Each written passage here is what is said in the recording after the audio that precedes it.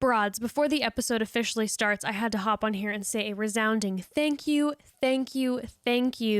to all of you. Because of you donating and sharing with the donation match, we have been able to raise over $10,000 for the National Black Doulas Association. So grateful for all of you, and we'll probably keep that link up for the donation for about 24 more hours, and then the donations will be on their way. Thank you again so much. We are so honored and grateful to be part of a community with all of you broads. And also wanted to mention, and we bring this up in the episode, but at Batch Diversity on Instagram has started a petitioning ABC, The Bachelor, and all the producers thereof to make sure that there are Black, Indigenous, and people of color represented on the show. They have a whole long list of requests/requirements, in this petition. And thousands and thousands and thousands of people have signed it already. We're seeing some really big names in Bachelor Nation posting it, which is great. So if you have not signed that petition, please do. We'll have the links on our Instagram and in our link tree. And thank you to @BatchDiversity for doing this. And speaking of Bachelor Nation, we are about to get into it. I know a lot of you expected us to have an episode this week of the first recap of The Bachelor greatest of all time. I was about to say greatest hits, but that'll be the album that comes out next. It'll be all Air Supply due to Chris Harrison's preferences. But we made a last minute decision that because of everything that's been going on and a lot of that involving conversations in Bachelor Nation, that we wanted to spend an episode talking about that, going over that. We also are joined by two incredible guests, and we will get into antiracism and protesting. So we know a lot of you are ready for us to be going over the recap from last night's episode today. But we did feel it necessary to spend this episode having some of these conversations, talking about some of this news. And then the plan is starting next week that we are going to hop back into the recaps. We have some fun guests planned that will be recapping with us in the future. Some Batch Nation alumni, 2 Black Girls, 1 Rose. A lot of people we're excited about. So the plan is to move forward with the recaps. And until then, we hope that you will enjoy this episode. And also, just a reminder, for the next 4 weeks, this week being one of the 4 weeks, we will only be dropping 1 episode per week that will come out on Tuesdays, just to give Bekah a little breather as she gives birth to this little one soon. So let's get into it. And welcome to another episode of Chatty Broads with Bekah and Jess.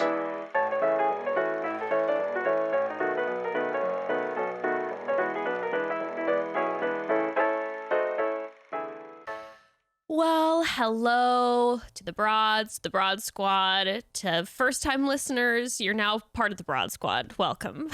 Welcome to this shit show. Welcome to the shit show that is Bekah and myself. All right. So here's the thing. We were going to recap the Bachelor recap. I mean, yeah, whatever those recap are. or recap. And we're recording this on Monday morning, so we don't even know what this is going to be like. I mean, yes, I probably still will be watching. Actually, I don't even know if I will be watching it. But anyway, we were going to recap the recap, and then we're like, screw that. There's just a lot of important shit to talk about right now. There's a lot that's gone on in the world. There's also a lot that's gone on in Bachelor Nation that we need to cover.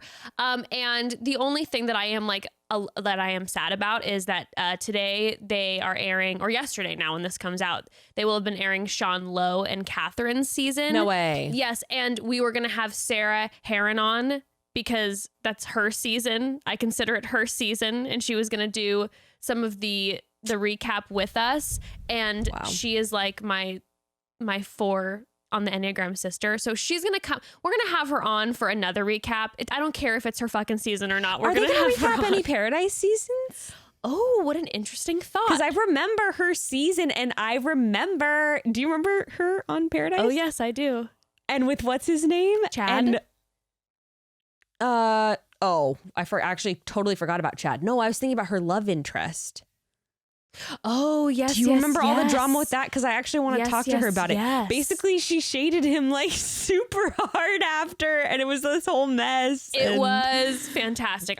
She's just amazing. I love her, and she's really fucking funny. So we're going to have her on for another recap. If we decide to do this, Bekah and I, we're sorry if you were expecting to have this recap of last night's recap episode, but we're feeling torn about it right now. Okay, so the reason we felt like we just shouldn't do it is because the biggest reason is just because there's so much more to talk about. In the wake of George Floyd's murder, we obviously have a lot to talk about with that, but also in relation to that, all of this Bachelor Nation stuff that has been swirling around. So we're going to do like the Bachelor recap. Should we social media? Do we call it the Bachelor Nation recap? the Bachelor Nation recap, I suppose. The Bachelor Nation recap, yes. But today's going to be fun because we also have a couple guests joining us. We do have a couple guests. We are going to be joined by Taylor Nolan shortly. And then we will have a guest later in the episode who has been hitting the front lines of the LA protests almost every day, and we'll hear from him. Our frontline reporter giving us all the action live, giving us his insights and opinions. Indeed. So that will be towards the end of the episode, so please stay tuned for that. But yeah, B, I mean, you and I have talked. We've talked about like moving forward with this Bachelor Nation recap. We were planning on doing it, but there's just been a lot of conversation lately. There is a shout out. There is an Instagram that is out now called Batch Diversity. And they have a petition out, and they are trying to get as many signatures as they can to send to the Bachelor ABC and be like, we demand diversity. And and I know a lot of broads have sent it to me. A lot of broads are joining this. And so, it's definitely a conversation that I think needs to be had moving forward for sure. Very cool. I mean, not that we haven't been trying to have this conversation for a hot minute. But when you have a franchise who has blatantly ignored the choice of Mike Johnson as the Bachelor, who people were begging for, and yet then they end up choosing Peter, who no one was asking for. I mean, everyone was kind of like, they were between like, give us Tyler or give us Mike. And Tyler was not wanting to do it. Mike was down. They said no to Mike. Chris Harrison in interviews brought up the numbers, and they just blatantly did that because of the numbers. And they chose Pilot Pete, who again, no one had been asking for. And we saw how that went. So we know that there are people in Bachelor Nation. Rachel Lindsay, for example, came out. Did you see her talking about how she's going to like cut herself off from the franchise if they don't? I don't know if the words cut off were used, but she's going to separate herself from the franchise if they don't make moves towards diversity. How does that work when her podcast is? I don't know. I don't know. We're all waiting on pins and needles for, I know at least Bekah and I are, for the podcast that is going to be coming out from Bachelor Happy Hour with Rachel Lindsay and Bekah Kufrin to discuss everything. All right, broads, let's take a quick pause. How many have you broads have signed up for a new type of workout? Maybe it's an online yoga class or an in-person cycling studio, and you are so in for about a week. And then the classes start to feel the same, or you get bored of the routine. I can have this problem, but not so with Fight Camp, the high energy workout that brings the boxing gym right to your living room. Not only does it keep me engaged, but I know it's working, judging by how sore I am the next day. And here's the thing. I feel like such a badass boxing, Bekah. Of course. Like, it is bringing out this confidence that I didn't feel before. I am feeling powerful. I am loving it. Yes. I love that energy. Keep it up, Jess. Fight Camp is the perfect mix of cardio and conditioning. So it gives you an optimal full body workout, and it comes with everything you need. You get a freestanding punching bag, boxing gloves, hand wraps, and their unique punch tracking sensors that show you real-time progress and stats on any iOS device. And boxing is not easy. No. It is hard. It's just gotta throw that in. That is like really a workout. You'll have access to over 400 workouts from 6 highly qualified trainers. And if you've never tried boxing before, you'll have no problem learning all you need to know, because they'll start you off with the basics with their 12-week starter program. Seriously, you are going to get hooked on Fight Camp. Each workout is completely unique and offers so much variety. You're never going to feel like you're doing the same thing over and over. Maybe you've got some kiddos also at home that have some excess energy right now with all this time spent in the house. Fight Camp even offers kids' gloves and can be enjoyed by the whole family. It's a super easy way to keep everyone fit and having fun together. Yes, Ember becoming a boxing queen. I cannot wait to see the videos. I cannot wait. Anyway, Fight Camp offers flexible financing for as low as 0% APR. And right now, as a limited time offer, you can try Fight Camp for 30 days with their money back guarantee. So you just go to joinfightcamp.com/chatty. So that's right. You just can try Fight Camp for 30 days. And if you don't love it, they'll refund you your money back. Train like a fighter and turn your sweat into results, baby. To try Fight Camp for 30 days, just go to joinfightcamp.com/chatty. joinfightcamp.com/chatty. So there's a lot going on in the world right now, like so much. 2020 is really doing the absolute most. And I assume that has caused a lot of anxiety. And there's one easy way to combat that, and it's to take control of things that I can in my life. And one of the ways that I have done that recently is by securing a life insurance policy through Policy Genius. Yeah, and don't put off those things that you've been meaning to do forever, like getting life insurance. It's a perfect example. Policy Genius is an insurance marketplace that works to get you the absolute best life insurance available. So they'll track all companies in the market daily, and they're able to keep an eye on any changes that may happen, and they'll get you covered quickly and for the best price. And they do all the legwork so you don't have to. It is so confusing. I've tried looking up that information before on my own. Nope, no clue how to do any of it. Thank you, Policy Genius. No idea. And like they're saying, like changes happen and they do all the tracking for you, and it would be a full-time job otherwise. Let Policy Genius do that full-time job for you. Like you were saying, it just confuses me. You say the word life insurance and I'm like, what are you talking about?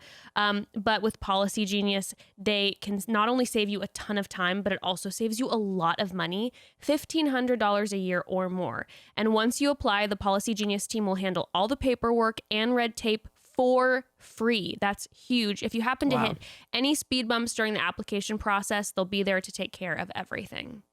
So if you're one of the many people looking to buy life insurance right now, but you're not sure where to start, head to policygenius.com. Policy Genius will find you the best rate and handle the process completely. They'll get you and your family protected, and they'll leave you with one less thing to worry about. Head to policygenius.com to get started today.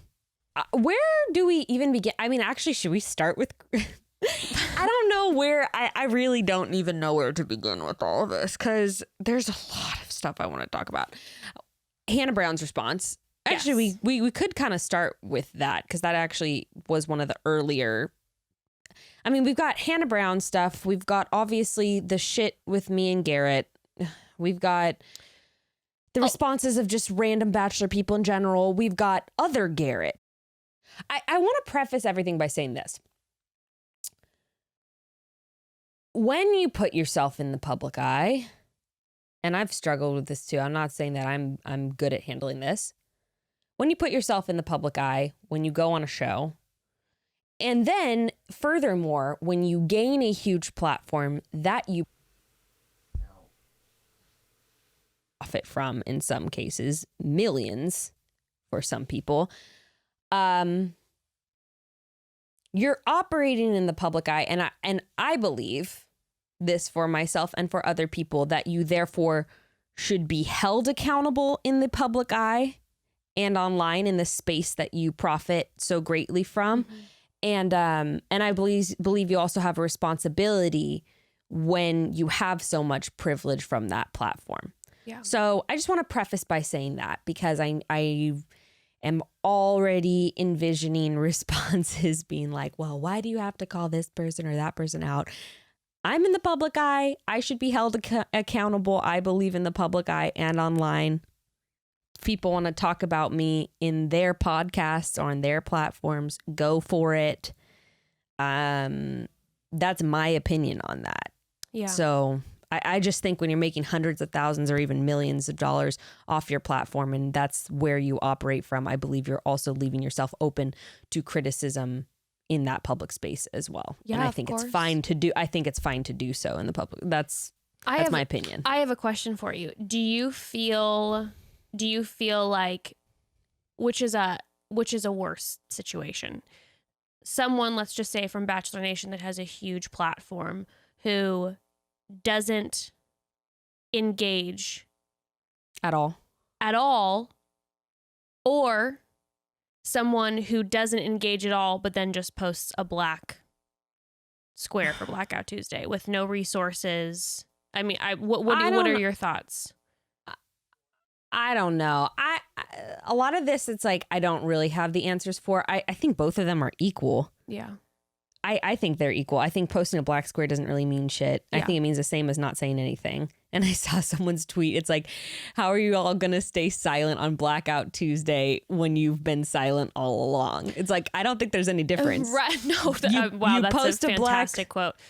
But if anything, I see sort of the black square for some people as like an easy way. I mean, I will give grace and acknowledge, like, I know it's difficult to speak out and you worry about saying the right things and maybe you don't know anything yet.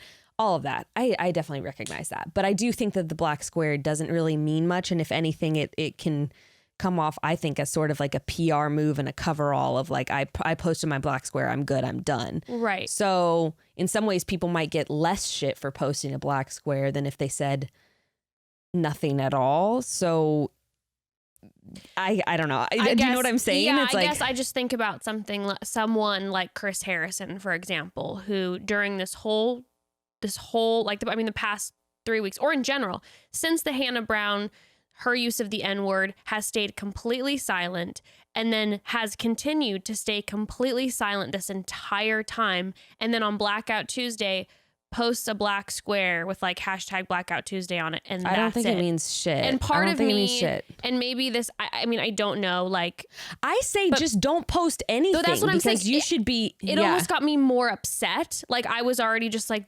because it's a shallow show, right? It's like you have this shallow show of like.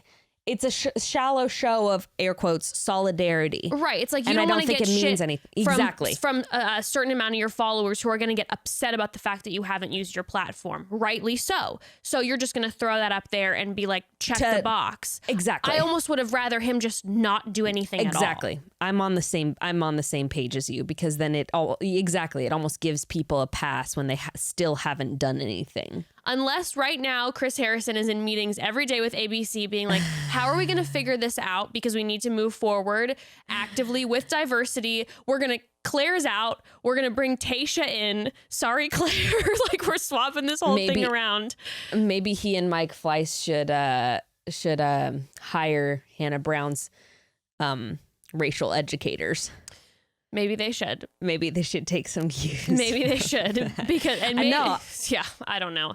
And it's like, I don't mean to sound like so just, but it got me upset to see that, because I'm like, I almost, when he hadn't it's a cop out. Yeah, when he hadn't said anything, I was upset. And then when he posted that and continued to not even on that day post any resources or anything, I mean, maybe I missed it, but I'm 99.9% sure he did not. That was. Yeah, it got me more upset for sure. I know. And I mean, I'm sure we will get accused from this episode of like sounding jaded and all this stuff. Whatever. But on that note, you and I have had the conversation where I know a lot of people are talking about right now, people who are being performative in Bachelor Nation. And you and I both share the same sentiment that when you see, maybe it is performative. Honestly, maybe it is. But to me, at least their millions of followers are seeing someone that they look up to post resources, post things. I mean, I can't judge someone's heart, right? I mean, I don't know Right. if that's I do appreciate understanding that people can have something in front of their faces, because I am a testament of this. I've had things in front of my face my whole life, and until something happened that specifically in some way affected me, as shitty as that is, or that I was, engaged with more, I didn't realize it. So I see certain, people in Bachelor Nation who I do think are really diving into this. And one of those people, for example, I'm gonna shout out is Ben. I think Ben Higgins is someone who hadn't used his platform to talk about racism or systematic racism or anything like that. And since this has been happening, he has been extremely vocal about educating himself, trying to help educate his audience. And I think that it's wonderful to see that. Yeah. I mean,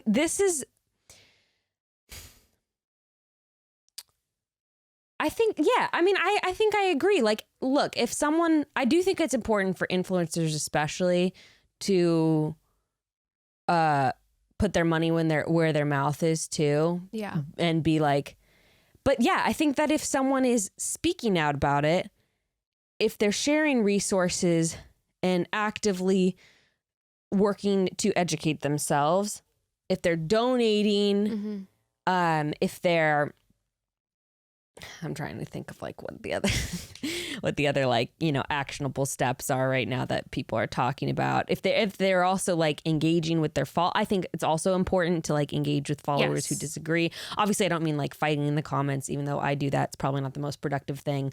Definitely, but they're getting a lot of DMs and to right, and I think with followers sort that of address some of the more difficult topics, and like, yeah, I think that even if it is performative, I think taking all those steps, like you said, does model to their followers, and at the very least, it shows that you care. Right. Or maybe you don't care, but maybe it's a PR move. At least you're making a move to show that you care. But someone, even if, and again, I don't know if the way that I'm wording this is being worded correctly, but I feel like if it's performative for them, but if one of their followers, maybe a young person, sees that and engages with that and starts to tap into Black voices online and engaging with some of these, for example, Black women who have these incredible Instagrams and platforms where they've been spending years sharing resources and explaining what's going on, and some young girl taps in and starts to dive into that. Well, I think that that's amazing. Yeah. So I mean, look, here's the other side of it, though, that I think that white people need to give space for. What we also need to leave space for is Black people being upset. Of course. That now people are speaking up. Of course. And I will just say this, as someone personally who has, I just want to be honest about like how some of my reactions were. I've been speaking out about Black Lives Matter and this shit for the past couple of years. It's something that it's like I talk about a lot on my platform, and something that's really important to me. And, talking about disparity in statistics between, Black and white maternal mortality and infant mortality. And anyway, I've just been talking about this shit for a long time. So my initial reaction was kind of like, wow. And no one heard me and no one listened to me. And everyone thought that I was just being this crazy person. And now look at everyone doing their now everyone cares. And then I was like, oh, I'm frustrated. Shut the fuck up. Like, I am a privileged, I know people are probably so sick of hearing it, but imagine being sick of people not recognizing their privilege. I am a privileged white person who makes a lot of money off of my Instagram, and actually a lot more people hear me probably, or can digest what I'm saying easier because of their internalized racism than from a Black person. I'm like, oh, I think that this has been difficult for me, or this is frustrating to me. Like, imagine being a fucking Black person. Like, yeah, I've been saying this shit all my goddamn life about how I get fucking treated differently. It was really kind of a humbling moment for me to realize that. So that being said, like, you need to give space for Black and brown people to be pissed off at now everyone cares. I actually just, I don't know if you saw Evian Whitney's post. We've had her on our show before and love her. She just said this, and I just wanted to read this off. She said, it's cool that people are showing up. It's cool that brands are donating money to help our efforts with racial justice. And it's cool that me and my work have been made more visible during this time. But I have to ask, why were you not doing this already? Why wasn't donating to racial justice a part of your business model? Why are you just now discovering Black businesses to patronize and Black people to learn from? Why weren't your IG feeds filled with Black faces and voices to begin with? Why is it that we have to die brutal deaths in order for you to care about us? Why do we have to suffer incredible trauma for you to uplift our existence? We've been out here. Why are you just now seeing us? And she goes on. It's a beautiful post. I recommend going to read it. But I've seen this response from particularly Black people, and I've seen people immediately get defensive of like, well, is it should you really shame someone who's just now trying to learn and trying to do the work? Like, that's counterproductive. And I just want to say, like, if the hardest thing that you're having to deal with right now, and actually Garrett posted something about this too, if the hardest thing you're having to deal with right now is getting called out or like feeling embarrassed because you haven't spoken up before, do you realize like that's not really that big of a deal and you need to get over it? You have not had to be traumatized and re-traumatized over and over again by seeing a Black person die a violent, brutal death on your social media feeds over and over and over again. You have not had to live through years of living in a country that treats Black people differently. Like, if the worst thing you're dealing with right now is feeling annoyed because now you're showing up and doing the work and you're not getting props for that, or you're getting called out about not doing it earlier, suck it up and get over it and like understand where someone else is coming from. Oh, absolutely. And let me just say this. When I bring up earlier the whole like, well, at least like whether even if it is performative, at least they're putting the resources out there, whatever, that being off of, you saying that we're going to get shit from for being jaded, and completely echo what you're saying. And also, white people, if you are choosing to put resources on your Instagram, posting about what's going on, starting to engage with this, you need to be open with like wide arms for people to come in and be angry, Black and brown people to be angry, also for people to come in and fucking correct you and challenge the way that you're thinking. And that's part of the process. And it's like you said, if we can't handle that, it's like that's just a tiny bit of like quote unquote inconvenience in our day because someone isn't just like, wow, you're incredible. Thank you so much for what you're doing. Don't you ever dare expect a Black or brown person, and specifically right now, a Black person, to come in and pat you on the back and be like, thank you so much. Okay. Yeah, I also don't think white people have the space either to be like, I thank you and we forgive you. Because that's another thing, actually. Let's get into Hannah Brown's response. Yeah, let's talk about Hannah Brown's response. Because that was actually something I saw in the comments. Is people being like, white ladies, it's not your place to say it's okay, we forgive you, Hannah. Like, that's what? No. You weren't the person being harmed in this situation. No, it is, as a white woman, I am not the one to forgive Hannah Brown for using the N-word. That's just not what it is. So you want to start? I want to start. Who wants to start? Okay, I guess we should just recap. let's recap. Hannah Brown, if you don't know, went on IG Live and was singing along with a song or reciting the lyrics, and used the N-word in its entirety as she was singing, bleeped over the F word, said the N word. I even said the F word. She said fuck, and then she said, the N word. And she, on her IG Live, kind of tried to. She basically made a lot of excuses. And then the following day, was it like 24 hours later, posted just words on her Insta story. Saying, the typical PR response of like, this is not my heart, whatever. Rachel Lindsay then came out and in her IG Live was like, listen, I didn't even want to go here, but she also by the way went further into this in an interview. Oh, on Nick's episode, right? Right. Yes. Oh, yes. Mm-hmm. So basically, I guess she had. Well, I interrupted you, but I was thinking she was really vague on her live, but then she got more specific on Nick's podcast.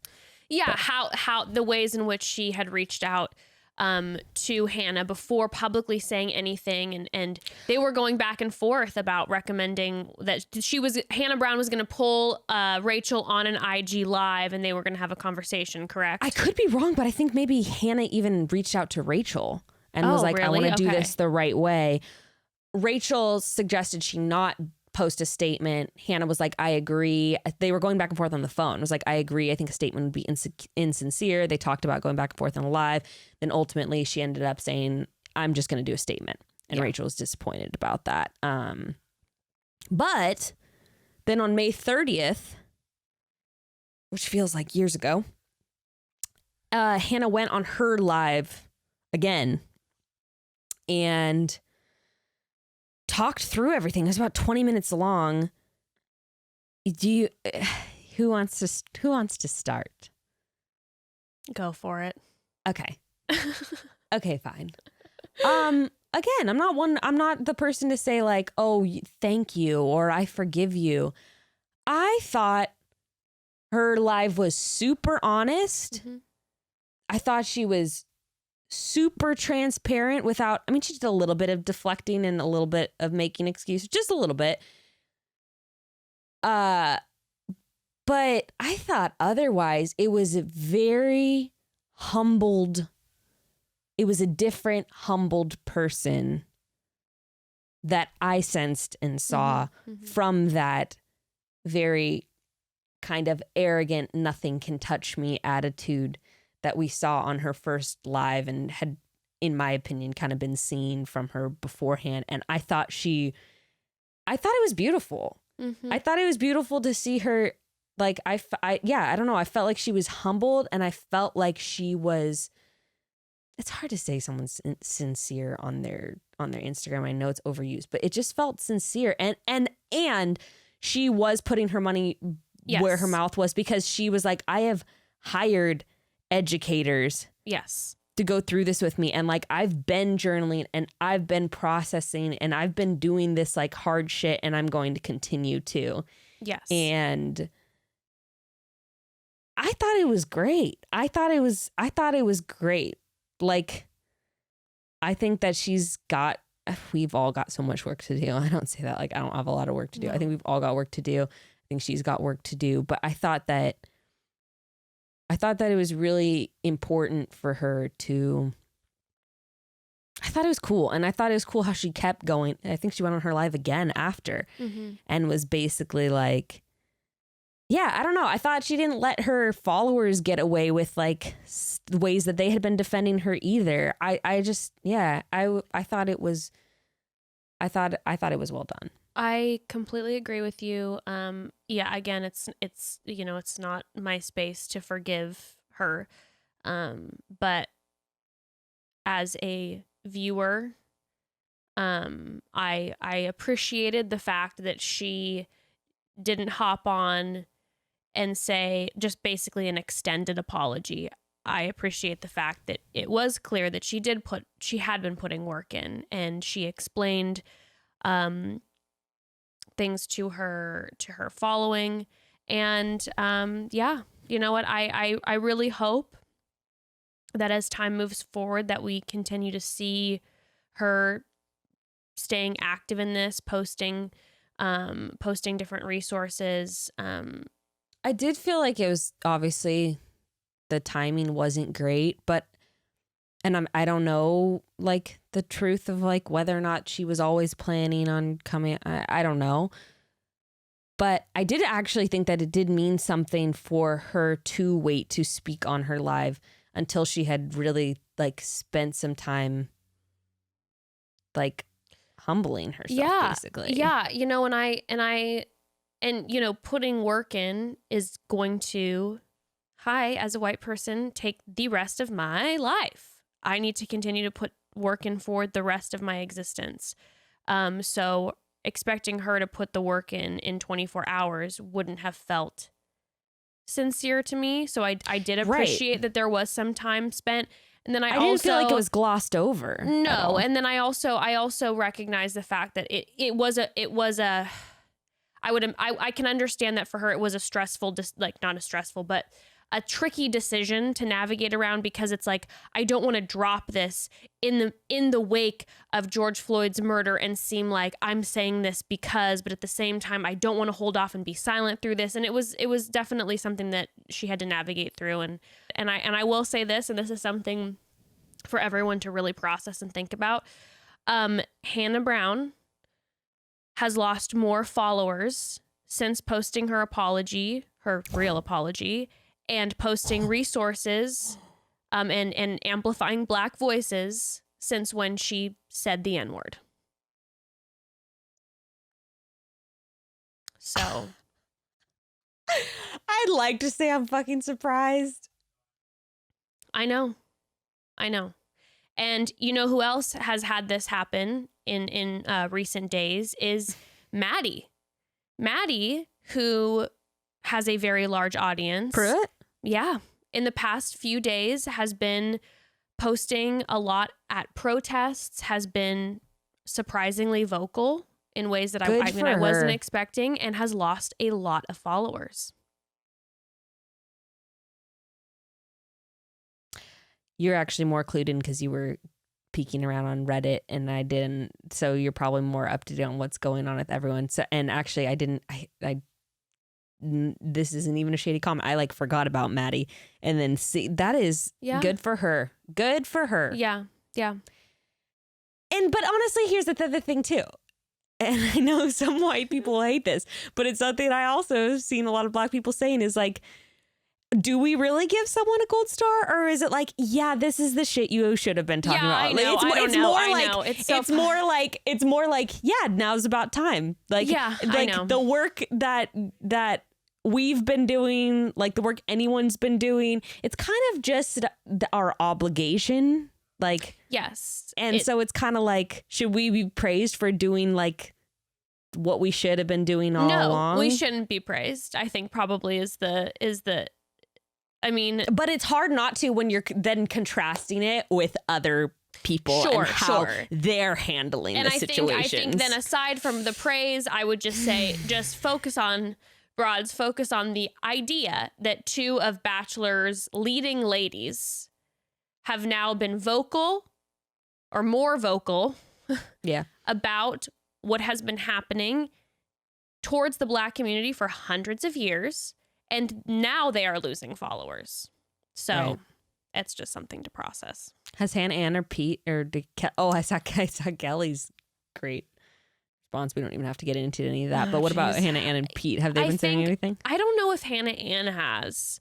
I think Pete posted a black square and then like put a resource in his bio. Here's the thing, though, that I also think is important, just like an important note. Maybe some influencers haven't even thought about. I mean, it's hard because you don't want to center yourself in the conversation, and there has been a lot of that going on too. But I also think that when influencers can educate themselves and then like speak through their voice and like using their face, I think that can have a greater impact for their white followers. Yeah. So I do think that people should be trying. Well, Yeah, it's actually hard because I guess a lot of people do end up centering themselves. But I think I think it's something to think about, like as an influencer or someone with impact. Like, can you actually vocally use your own voice to reach the people that follow you who maybe need to hear it? Yeah. And I'm not always great at that because sometimes I am just way too aggressive. Oh, I thought this was interesting. I saw someone saying this. I'm just like way too aggressive and off-putting sometimes. And someone said this. So like, you may not know about this term, Broad. Some of you may not know, but it's called tone policing. And it's basically like when a black or brown person is sharing something and then a white person is like, well, maybe if you said this nicer, people would like listen to you or would hear you better. And the idea is basically that it's not a black or brown person's responsibility to put in the emotional energy to coddle your feelings and make you feel better so you can hear them.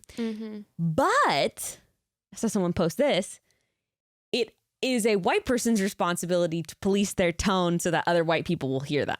Interesting. And I was like, oh shit, I'm super guilty of that because I'm like, if you can't hear it, go fuck yourself. And then I'm like, oh wait, maybe it's actually my responsibility to make my voice more palatable so that more people will hear and listen and learn.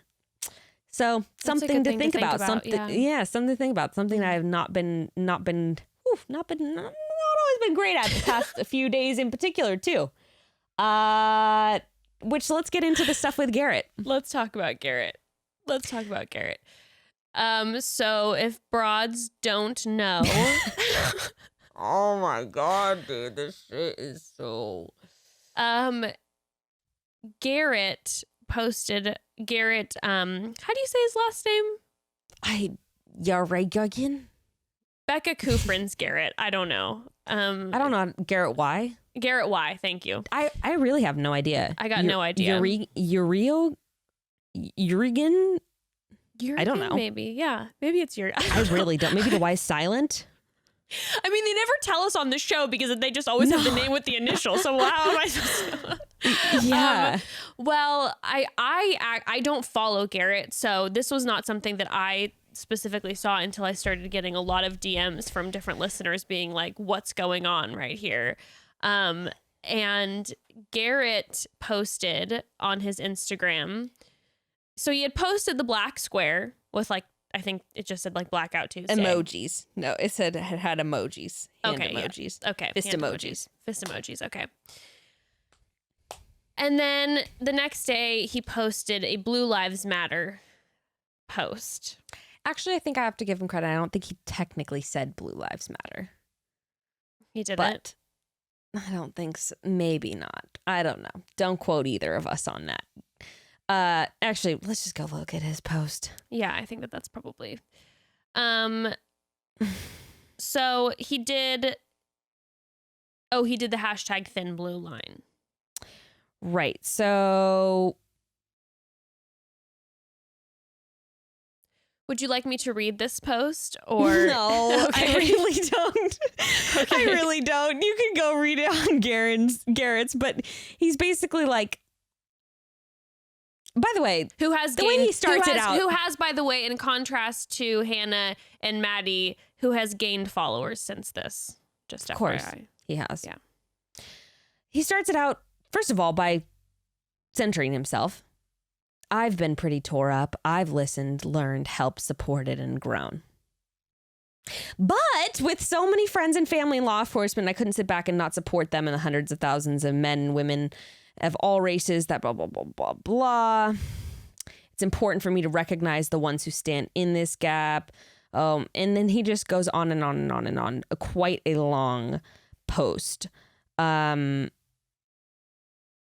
We sure can't judge all cops by the actions of a few bad ones. This part was really weird to me. Remember when they put on the badge, they're still humans with raw emotion. The more brutality they face, the more on edge they become.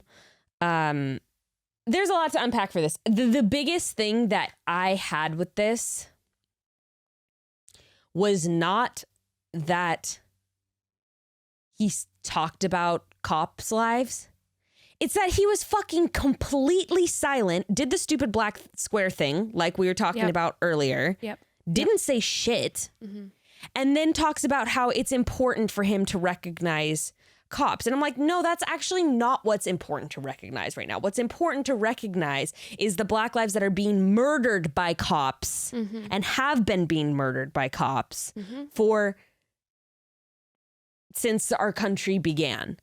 And that's what's important right now. And that's what we're focusing on. And when you take up this space, and I want to say this too, because I don't know why people can't understand this. I understand that it is difficult to be a police officer right now. I understand that police officers are probably in more danger than they normally are right now because of the, everything that's been happening and because of people's emotions and passions going on right now, which are justified. So I want to acknowledge that. And I understand that it is really scary for people who have family members who are for police officers. I totally get this. However, when you are not taking up any space at all to talk about Black lives, and then you are centering the conversation around police officers, it is detracting away from what the conversation that we are having right now, and it is not the time and it is not the place. And that's what I believe. And then furthermore, some of the things he's saying are almost like justifying police brutality. Like the more brutality that they face, the more on edge they become. Yeah, that was the thing that set me off for sure. It felt like a justification of police brutality. Yes, and then in other parts of it, he's saying like, and remember, they're always protecting us no matter what, no matter how much violence they face. And like, I hope people have seen some of the montages of the police brutality that's been going around the country right now during protests, during peaceful protests.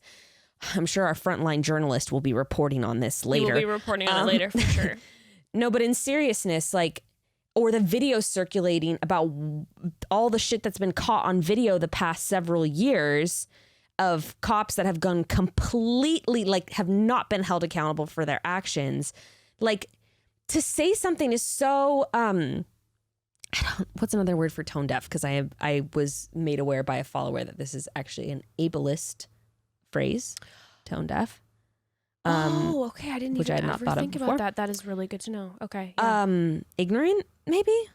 Yeah, probably. It feels ignorant to say things like they're always out there protecting us no matter what. Like that, do you not realize like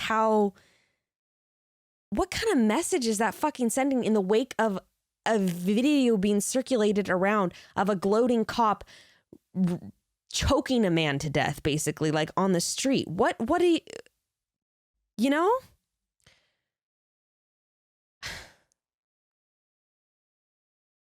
This is another one of those circumstances that it's just like, why did you?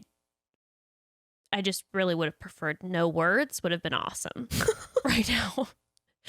Like you said, it set me off because I felt like it gave a pass to police brutality. It gave a pass to it. Well, and also this whole conversation, like, what upset me is he's like, they are suffering the consequences of an act they didn't commit, and they continue to put in overtime away from their families, and they stay silent, and blah, blah, blah, blah, blah. And it was a Blue Lives Matter post without saying Blue Lives Matter. It was. Yeah. And what he was doing in that post is he was comparing the experience of police officers. What the subtext of this post, I believe, the subtext of the post was, yes, but. Yes, but. Yes, Black people go this, but this is what police officers go through. And that's what I took a very big issue with, especially, like I said, after his silence. And so what I posted was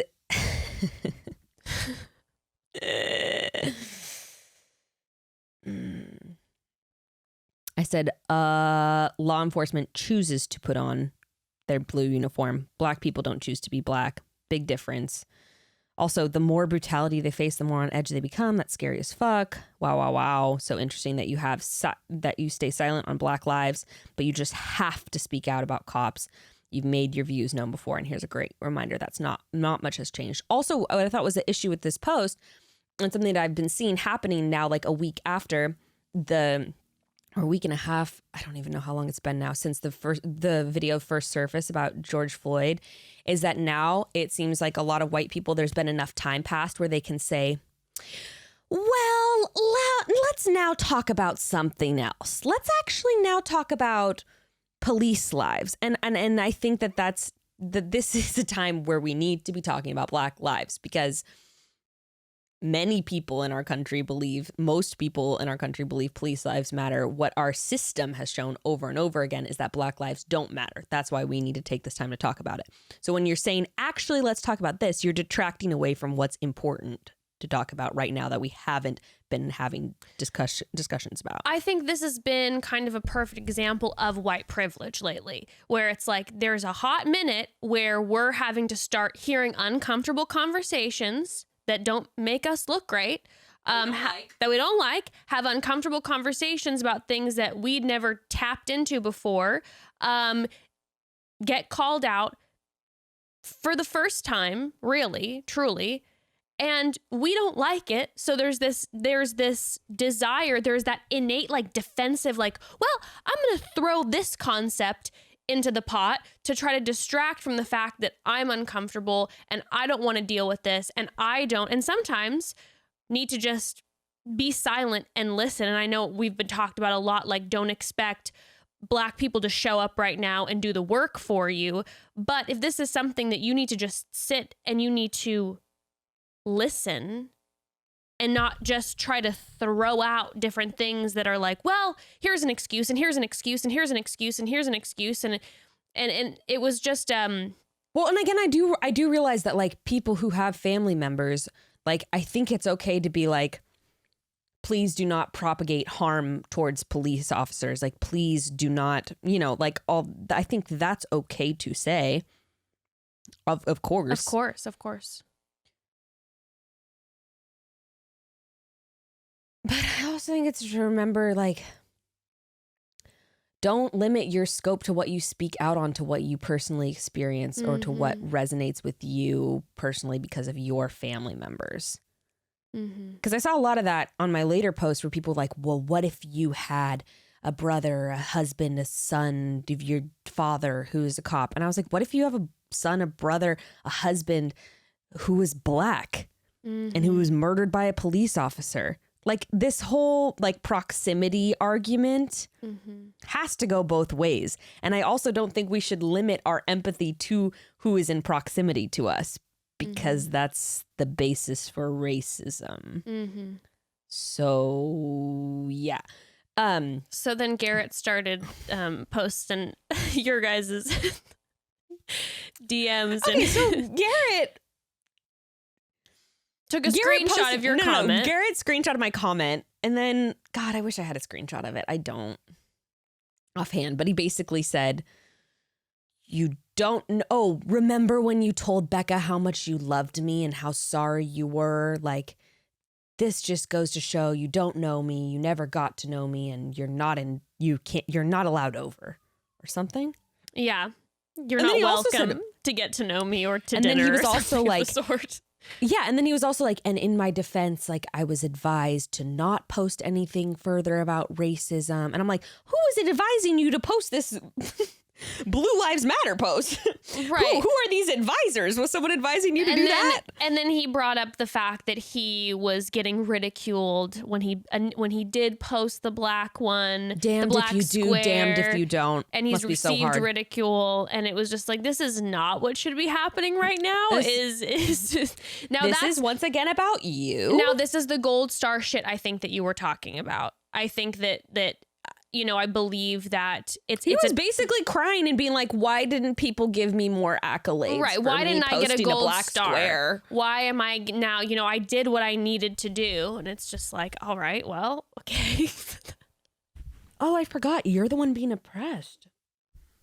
Wow. Yeah. Sad. Sad. But then after that, also, I replied back to him personally because, like, I saw that I was mentioned in his story. And I said, LOL, like, not my words.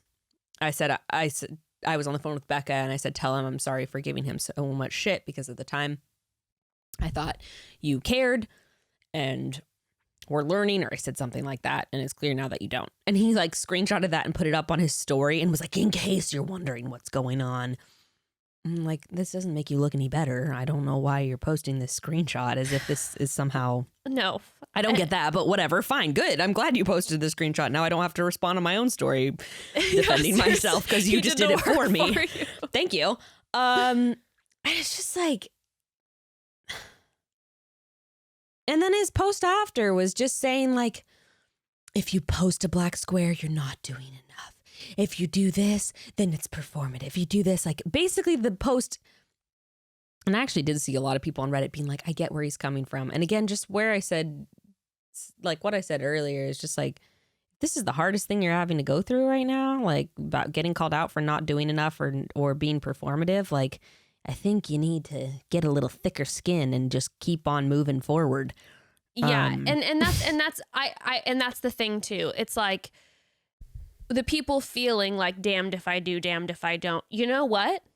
Here's you want a moment of truth from your co-host. Yes. I have been nervous about saying the right thing. I have been nervous about coming off as performative. And I know that if I do post certain things, it may to some people seem performative. But then I've also struggled with like, but if I'm not saying anything, then I'm not using the platform that I have. And also, guess what? I have the gold. I've got the fucking swipe up, baby. That's treasure right now. It makes it easy for people to get resources. That's a gift. And I've battled that, and it's kind of been one of those things where it's like, you know what? If I post shit and people are coming at me and saying you're being performative, then you know what? There's two things that can happen. One, I need to continue to examine my heart on a daily basis and examine the reasons for what I'm doing. I need to make sure that it's not just an online thing for me, that it's daily in my life. It's conversations with my family. It's donations, money where the mouth is, and regular donations, not just in the past 2 weeks. It's teaching my child. It's all these things. And if I am not willing to have that moment of being like, you know what, people might think it's performative and it's a good way for me to continue to check myself. And if I do get shit for being performative, well, guess what? Oh, well. Right? Oh, well. Right? It's a good way for me to check myself. And oh, the fuck well. Maybe I come off as performative and oh, well. I mean, we can get... So what am I going to do? I'm not going to go cry into my pillow and be like, oh my God, people think I'm being performative or whatever. And but I've been trying. It's like, you know what? No. I feel like that's all at this point when people are feeling stressed, like, oh shit, what should I do? What should I do? It's like, you know what? You can't care about what people think at this point. Yeah. That's because that's not what's important. Your feelings are not the important Your thing here. feelings are jack shit right now. My feelings mean absolutely nothing right now. And if that means... I care about your feelings, Jess. I appreciate that. But I don't care. I don't care about your feelings if people are saying you're being performative or they're saying you're not doing enough. Like, it's really not that big of a deal. Like, in terms of like how you feel about it. And it's a weird combined relationship right now. And I challenge, I'm saying this to myself as much as to our broad squad, is that it's a good way to move forward is to try to go hand in hand with that, make that kind of a hand in hand relationship. Get comfortable with the defensiveness. Yes, I'm working on this. Trust me, I am not good at it. It's getting comfortable with not caring what people think, but also hearing people out. Because if you go, gotta work on that. Fuck everybody and give middle fingers to the world, and then all of a sudden I'm not hearing certain things, even if they come in a message and the tone is angry. It doesn't mean that I can't hear that. I need to. It's a good balance, and it's tough, but it's necessary. Right. Yeah. No, you're preaching to me too, because it's like, are we going to cherry pick and only listen to the and like I said, I'm saying this to myself. Are we going to cherry pick and only listen to the followers who agree with us? And I'm not just saying, like, I've had to really think about I'm like, wait, who am I not listening to? Because I'm automatically just pegging them as like an idiot conservative right wing person. Like, am I not hearing that person out because I'm just like pegging them as one way and not worthy of being listened to? Because that's not right either. So I think what you're saying is really important. And also, we can keep talking about it. Taylor's slated to come on right now. Oh my gosh. I say let's throw her into the conversation. Can we bring her into this conversation, please? Please, let's bring her in. And keep talking. Okay, Broad. So everybody is different. We know this, of course. But why then do we take a blanket approach when it comes to our vitamins? It just doesn't make any sense. What I need might need to focus on vitamin-wise. It may not be what you need. And what Bekah needs isn't the same as what I need. And that's why we use Care of, the wellness brand that puts personalized health first with vitamin plans that are custom to you so you can feel your best today and support your body long term. And when they say custom, I mean, they really mean it. With Care of's short online quiz, I mean, it's short, but it's really comprehensive. Mm-hmm. They'll be able to get down to the very specifics of what your body needs based on your diet, your health goals, and your lifestyle. And my favorite part is not only do you see the big picture of what they recommend, you get all the details, what the purpose of the supplement is, where it's sourced from, the nutritional information, and the science behind the recommendation. It's all available to you. Way more transparency than you typically find in the supplement aisle. I love the entire Care of process from start to finish because it takes so much confusion out of it. If you've ever tried to shop in a vitamin store, you know what I mean, especially if you're not a health expert like myself. Care of makes figuring out your health goals and then meeting and sustaining them really simple. Plus, I never have to question what exactly I'm taking because, like Bekah said, all the information is right in front of you. And once you have your new regime all figured out, they ship in these adorable little daily to-go packets that are compostable. So convenient for traveling or throwing into your purse. You're never going to forget them. And although for the time being, they are shipping in bottles as an extra safety measure, the packs will be back soon. I love this about Care of. Extra safety measures right now. They're changing up their shipping. Awesome. They're just always so on top of it. Love them. For 50% off your first Care of order, you just have to go to takecareof.com/chatty50 and enter code chatty50. That's takecareof.com/chatty50 and enter code chatty50 at checkout. You're going to get half off your first order, 50%, baby. So, Taylor, hello. Hi, Taylor. Oh my God, Broads, we are joined by Taylor Nolan. Thank you so much for hopping on this last minute. Bekah and I explained earlier in the episode, we were going to do a recap of this like Bachelor 3-hour recap thing going on. And we're like, we feel like we need to put this on hold and have some more conversations at this moment.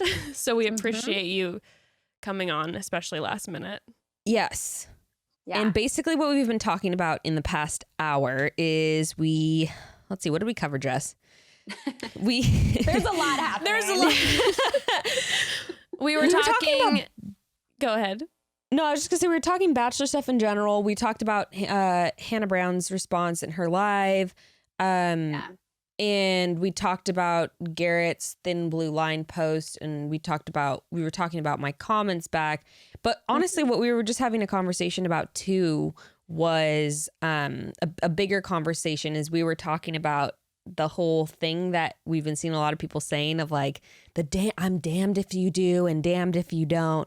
And we were basically saying like, well, if getting criticized for doing too little or being performative is the worst that you're having to go through right now, then you probably just need to suck it the fuck up and keep on going. And we were just, Jess was just sharing just some really valuable insight about her working on not coming to those messages and those things with like a place of defensive and instead like hearing and being like, okay, maybe I do need to check myself. Like, am I being performative?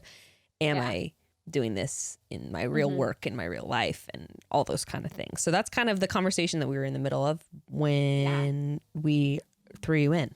So yeah, sounds like a great conversation. And the like that awareness of that defensiveness, I think, is amazing. Like, that's a great first step, because there have been, I think, a lot of people feeling like, well, if I say this, I'm wrong. And if I say that one, then I'm wrong. And even though I'm trying, then this comes across this way. And then they just kind of throw their hands up and they're like, well, like, I just can't say anything.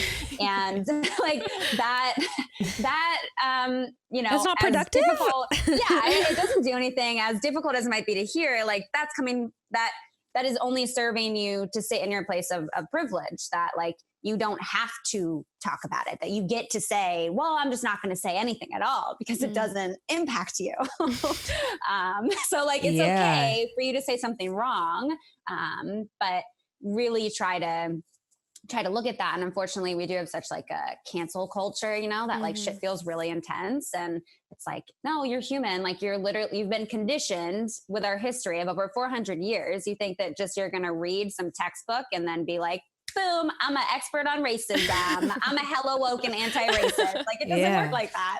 Right. Yeah. Sorry, I was just saying that one of my biggest struggles through this whole thing, and I would love to hear what your thought is on this. I have felt tension initially because it was like, okay, this is something that I've been, and Bekah has been so helpful and instrumental for me in this way. But for the past few years is when I've been starting to do anti-racist work and really just breaking down my very, very white community that I was raised in Orange County and all this shit that I just had ignored. And now with everything in the wake of George Floyd's murder, but also what's been going on for hundreds and hundreds of years, there's that tension of, oh, I want to post resources and all this, but I also don't want to come off as performative, and then having to be like the twofold piece being, well, fuck, if I come off as performative, and then the other piece being like, this is a way that I can remind myself to check myself constantly, that this is a day-to-day practice for me. But yeah, what are your thoughts on the performative piece? So again, I talk about like intention versus impact a lot, and I can see the intention behind things that end up actually being performative. So like your intention for the most part is usually in a good place. And I think that the performative ways of being anti-racist, while not always super productive, can be a start for some people. I do think that it's a balance. Like, I think a lot of people are feeling like they have to just 100% dive into being anti-racist, sharing all the resources, their entire feed being about this. And like you said, it's a day-to-day thing. So I think allowing space for balance in this, like, you're being woken up to a way of life, to our system that you've been completely blinded and shielded from your whole life. And that's going to be a lot of shit to process. And on top of that, for people who have experienced it, that's also going to be a lot to process. Certainly we're in the midst of like an uprising of a revolution. This is history in the making. It's really intense. But you're also still living your day-to-day life. And I think it's okay to allow space for things in your life to not specifically be related to this. I do think it's a balance. And so if part of that starts off as performative, but then you realize that and you're like, oh shit, this might be a little performative. Like, sit with why that is. Think about your intention and figure out how you can show up in a way where your impact is actually matching your intention.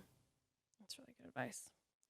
I think also, like, in some ways you do want to figure out how you can incorporate like other parts of your life, if we're talking specifically about social media platforms. Otherwise it can become a thing. And I sensed it would start to happen this week. And I know, just because I'm starting to do like ads on my feed again and all that sort of thing, that it's like, okay, we did one really intense week where we all shared the same links and we all posted the same little cute graphics about racism, and we plastered that all over our shit for a week, and then we did it. We solved racism.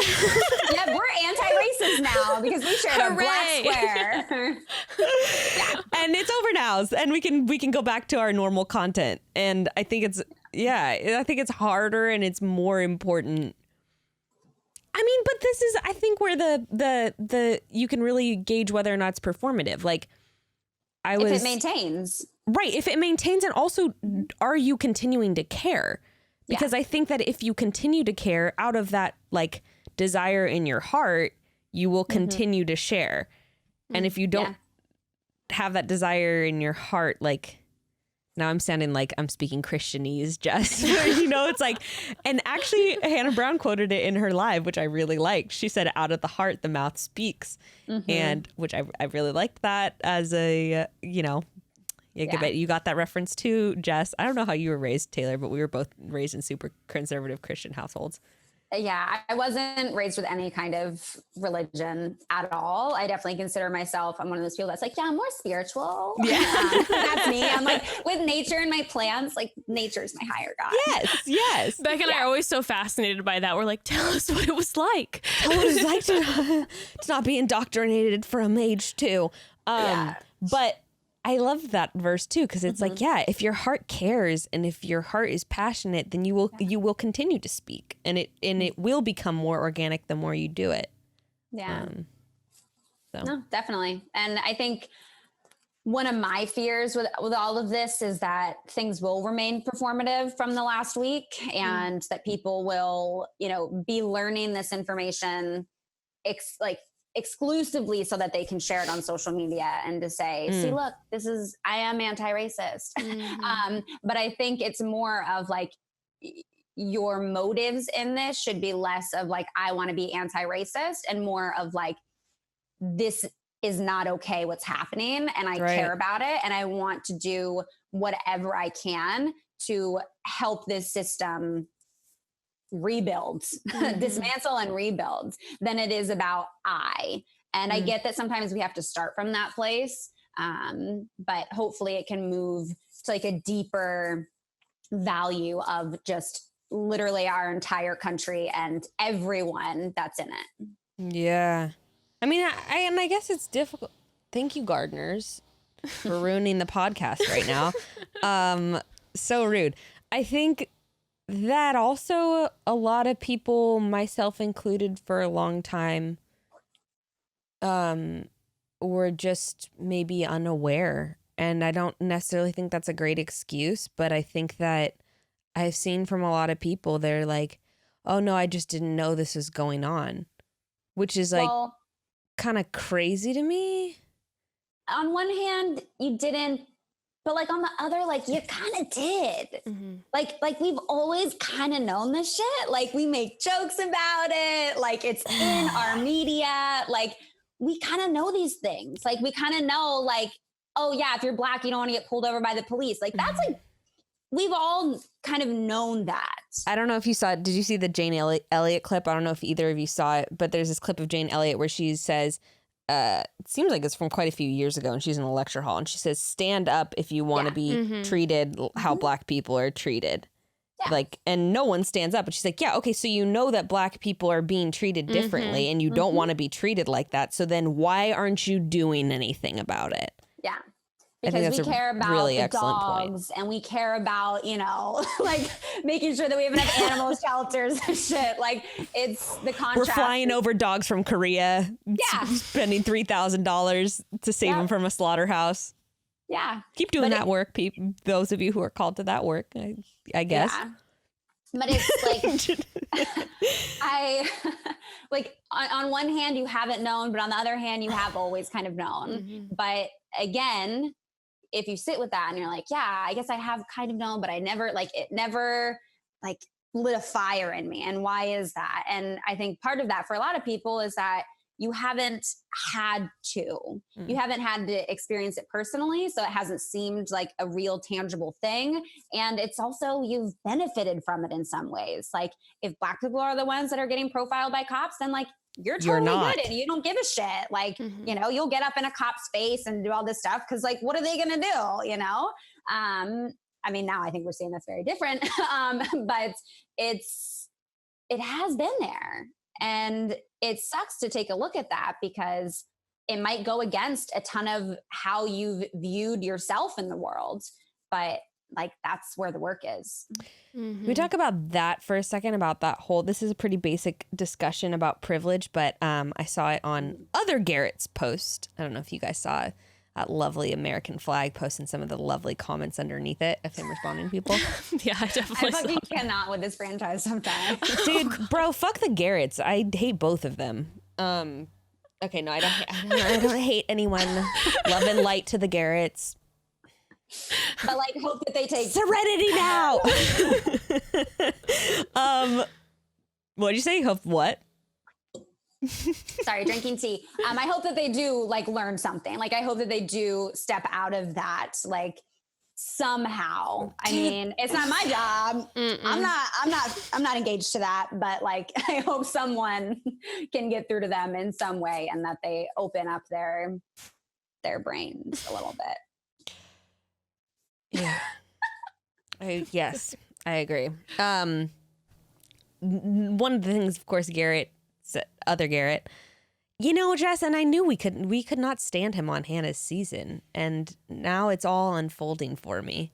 Yeah, we got a lot of shit for coming for that Garrett that season. We literally And- hated him from and like day one on Hannah's we were season. not fans, and you know, I wasn't surprised. Anyway, on one of his posts, he brings up the classic textbook response of, "You're going to tell me how I'm privileged, like I grew up poor."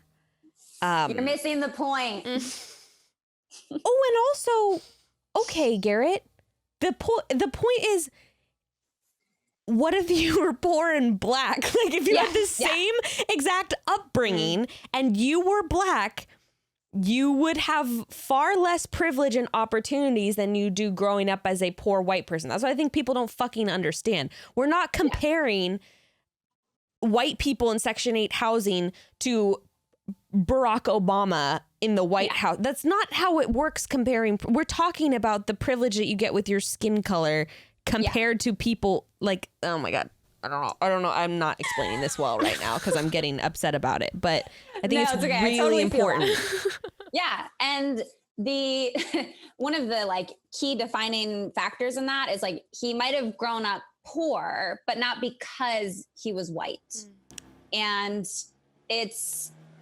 I think it really puts in perspective when you look at, and I'm sure you know more about this because you do a lot more research in regards to babies than I do, but you know, you can literally like predict, there are statistics out there about the differences of like actually being able to predict whether or not you will survive your birth based on your skin color, which that's just a privilege in itself. Like that kind of puts it all into perspective, I think. 100%. We posted about this on actually our Chatty Broads Instagram last week, and we were getting some confused responses because one of the stats we posted was Black women who have a bachelor's degree or higher have 5 times the rate of pregnancy-related mortality than white women of the same education. People are like, what does education have to do with it? And I'm like, well, actually what this statistic is directly breaking down is a lot of times people make the argument, well, you know, drug use in Black women or poverty, which, by the way, are all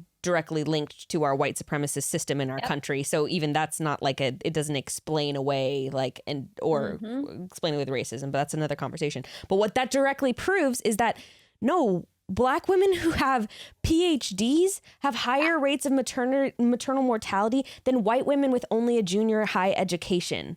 So wealth and opportunity and education is not saving Black people in our medical system. That doesn't negate privilege. No, not at all. And that's a direct example of how skin color is still impacting people regardless of, I mean, I'm sure a lot of people have heard about Serena Williams and how she almost died after giving birth, after having a C-section because no one would listen to her when she was saying like, she was basically, I can't remember what was happening. I think she was having like a heart attack basically.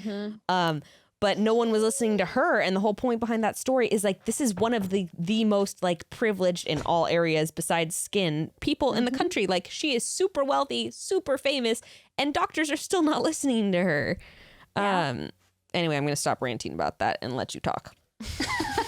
No, I mean, you're spot on with all of that. And I think it is like, I feel like I'm at a point now where if someone comes at me just talking about privilege and is like, I've worked really hard for everything I have in my life, I'm like, no, you have a lot more learning to do about this. And I'm not going to sit here and like educate you on what privilege is when there are 1,000 resources out there for you to get that. And like, it's to me, when you don't understand your privilege, you are just not even, say you don't want to personalize it, right? If you just don't understand the privilege that white people in general have, you're so closed off to the conversation from jump.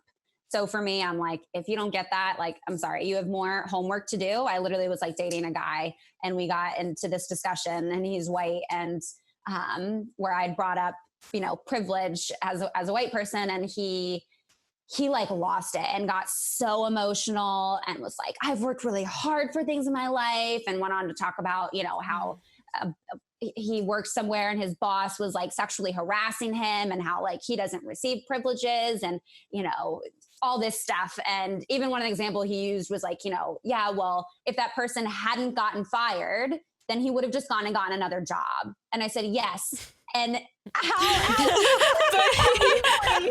your brain went to that is like, that is showing your privilege. And then literally I was like, you need to leave. And I sent him like an episode of my podcast and some other pieces, and I was like, you can read these before we have another conversation, because I cannot. You can hear my voice from in this avenue. That's it, okay? You can put this on your pillow and at night in bed, okay? Yeah, I was like, I've explained this. I'm not going to put in more emotional energy for this. Like, no, you can go learn about this more, and then we'll consider seeing each other again. Speaking of which, can we talk about that? Can we talk about especially in these past couple weeks?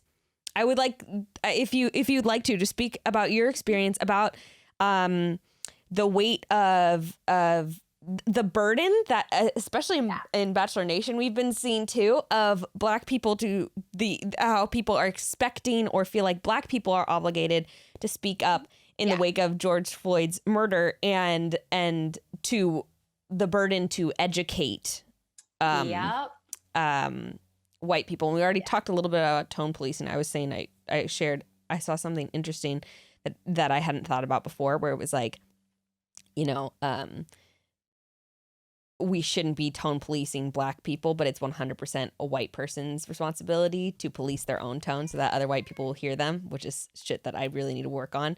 But anyway, so we already talked a little bit about tone policing, but I'd be interested in you talking about your experience and the burden that is placed upon Black people to speak up for themselves, and in relation to the argument that I've seen a lot of people saying of like, I'm not Black, so I don't feel like I can speak on this.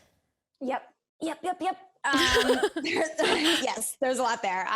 Literally just did a post yesterday about tone policing, and as someone that's biracial, like I've always had to discuss my race, and I've had to do, you know, my own personal journey around the trauma I've experienced around being biracial. And, you know, I think it was probably like 2, maybe 3 years ago that I really was like, you know what, I don't give a fuck anymore. I'm going to share what I want to share, where I started talking about things like privilege and racism. And every time I did, would lose thousands of followers, and was like, well, guess you didn't want to be here anyway. Like, this is me. This is an authentic part of my life. So like, all right, peace out. And now it does feel like there's this pressure more than ever that like, I have to talk about these things, that I'm expected to talk about these things, or that people are coming to me specifically for that, when like, yes, that's a part of my life, but I'm also not a social justice educator. And I think when I literally was having this conversation last night over at family's house, and she posed the question of like, you know, well, why is dismantling white supremacy, you know, white people's responsibility? And I said, well, because y'all fucking created it. Like, literally, racism is a symptom of white supremacy that y'all created. So then how are you going to expect the people that you've oppressed to actually be able to speak up when y'all don't listen in the first place for us to change that? So, which then leads to the whole other argument of like, well, I can't help that my ancestors owned slaves and I'm not racist and I don't treat black people bad. But that's a whole other argument to dismantle. There's so much in just that statement. There's so much. But yeah, like we have this good or bad binary of what a racist looks like. And the truth is our entire system is based in white supremacy and racism. So unless you are actively being anti-racist, then yeah, you are upholding white supremacy. You are benefiting from it, which might be hard to sit with. I get that. But yeah, it's this weird, like you're expected to talk about it, but then when you do talk about it, you are tone policed. Everything that I say in general on social media gets picked apart and criticized. And then I have white folks who are here to try to learn from me, getting frustrated with themselves, projecting that onto me, and then tone policing me. When it's like, well, you're getting upset that I'm trying to like help you better communicate, but then you're criticizing how I'm communicating. So like, yeah, how do you think I feel? Like it's a fucked up kind of cycle feeding into each other there. And it's tough, I think, for people to just sit with the truth of someone else's experience when it feels so different from theirs. And like, when you do hear Black people talk, like just accept their story as truth. Like so often, I mean, you know, even just posting about George Floyd, I get messages like, well, why don't you talk about Black on Black crime? Well, that's not what we're fucking talking about right now. So like accept and sit with this statement and don't try to invalidate it with some other shit. Also, there's plenty to say about that too. Exactly. And we can talk about generational trauma. We can talk about internalized racism. We can talk about the systems that have been put in place to pit Black people against each other. Exactly. And that's where, like, to me, I just, again, I'm like, if you can't even accept this piece as truth, you're not. Why am I going to waste my time? Right. Yeah. You're not even actually open to going down that path. And it's been tough for me because I am very outspoken. I have a lot of opinions and I'm like, no, yeah, let's talk about all these things. But it does bring up a lot of like my own trauma. And even as I talk about Black issues, of people criticizing my Blackness and, you know, calling into question my Blackness, which is like, again, at the root of what a lot of people who are biracial experience and struggle with.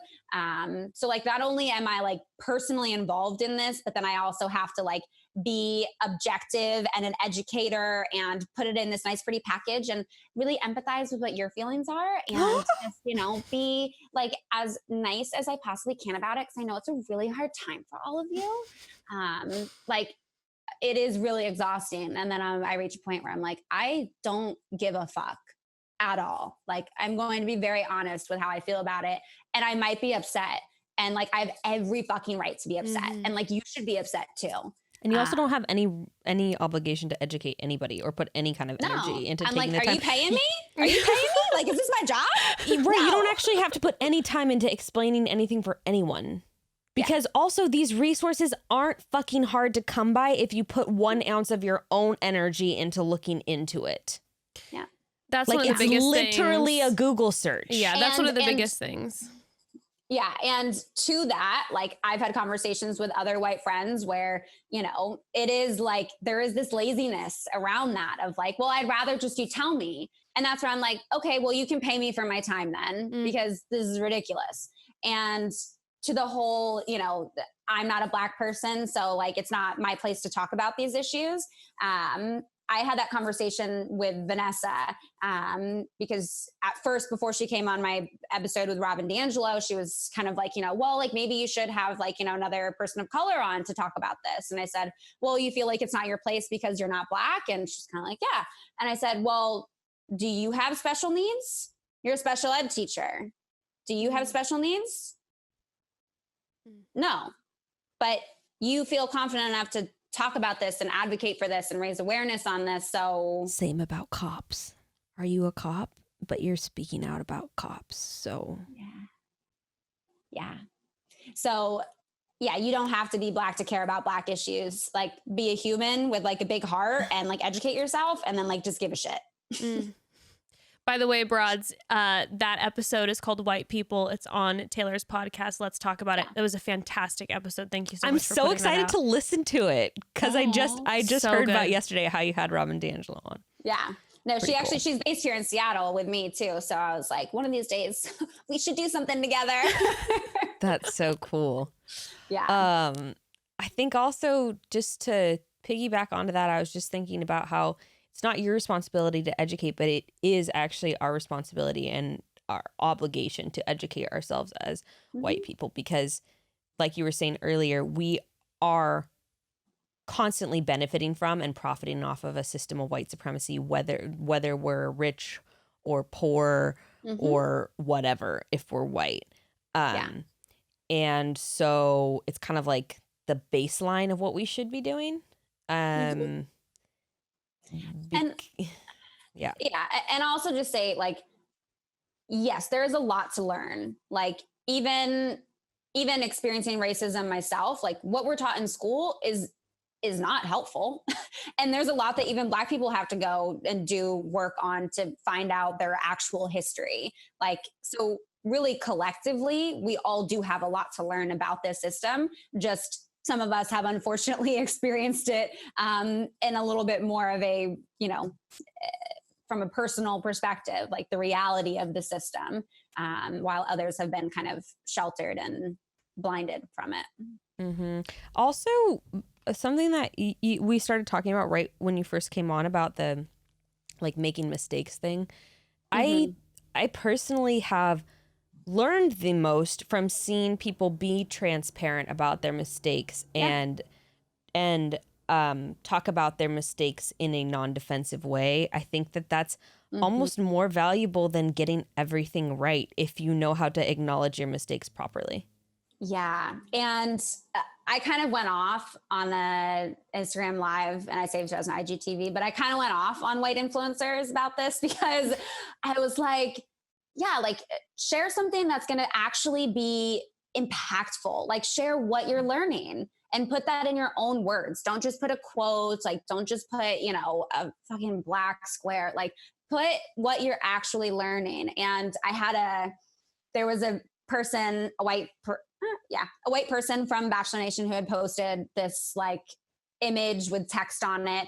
And I kind of corrected a part of it, or I called into question a part of it in a comment. And I was like, oh, like, is that though? And started having a conversation explaining about it in my comments. And she just deleted the whole thing. And I messaged her and I was like, hey, like, you didn't need to delete that. Like, I think it was actually really beneficial to share that conversation and that train of thought, because I think a lot of other people were having that same train of thought. And she had just kind of said, I want to make sure that, it was a very kind of cold, like cut and dry, like robotic response almost too, where I was like, you're not really engaging in this. You're just like trying to be as nice as possible and politically correct as possible, which I don't want you to be. I don't want you to be as politically correct as possible. Like, let yourself make those mistakes so that you can learn, especially when someone is actually trying to like call something to your attention that you might not be aware of. Like engage in that conversation as opposed to just shutting down and just being like, no, it's okay. Like, sorry, I didn't mean that. Like, and just deleting it. So I do think that is really powerful to leave that content up there, to share where you are making mistakes and what you are learning, which again is not just a last week thing. That's an every day forever thing that hopefully you can maintain to incorporate that into your life, into the balance of your life, to be anti-racist and share that process. Which also goes beyond issues of racism too. It's a general lesson that I'm trying to learn. I hope we all keep trying to learn about being willing to not only make mistakes, but to take responsibility for them and to showcase our mistakes with the acknowledgement that we've fucked up. Like that's really just important in general. Like, otherwise we're just going to keep being shitty people. Yeah. Take some ego work to be able to do that. Some setting aside of pride. Yeah. No, it's not fun at all. It's not fun at all. I don't enjoy it. And I think too, especially for white people, they haven't really been told like that they're wrong or that they have to take accountability for anything, right? So especially for it to come from a non-white person, take Amy Cooper and Christian in Central Park, right?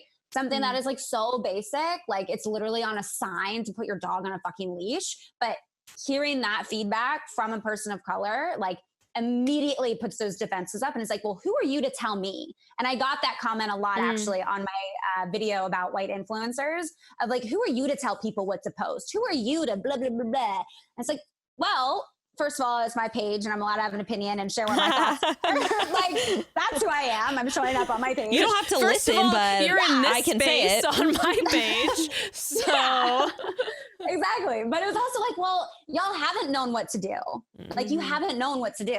And you're all kind of, scrounging around. I think a lot of people have been saying that. Like, I don't know what to do. And they're like, well, what do I do? And then I'm sitting here telling y'all what to do. And for free. For free. And Venmo at Tamoka. And then you're gonna not only tone police me, but then like judge and criticize me and be like, well, you're not one to tell me that. Well, then who is? Then who is? Please tell me then who is. And are you even listening to them if they are? Probably not. Because what's the subtext of that? Like a white person should be telling me? Yeah. I hear that better. Are you listening to them then? Actually, like even when I had Robin on the podcast, literally in this conversation that I was just having last night, this woman, was talking about, well, reverse racism and well, Black people can be racist. And I was like, you know what? I'm not even going to put in the energy to have this conversation. I'm going to pull up this clip of Robin DiAngelo from the podcast and I'm going to play this for you right here for you to listen to. This 5-minute clip on reverse racism. And she didn't even want to hear it. No. And I said, well, this is literally coming from another white woman that hopefully you can hear maybe a little bit clearer than you could hear me. And you didn't even want to sit and hear that. You just wanted me to tell you, which means that you feel more entitled to my emotional labor and aren't actually wanting to put in the work. Which nah. No, what that directly translates to is actually the desire to drain you of your energy. It actually doesn't even have she doesn't even have a desire to learn from you. Like if that's the response, then that's a desire to drain you and to try to like take energy from you. Yeah, I'm tired. Are you taking care of yourself right now?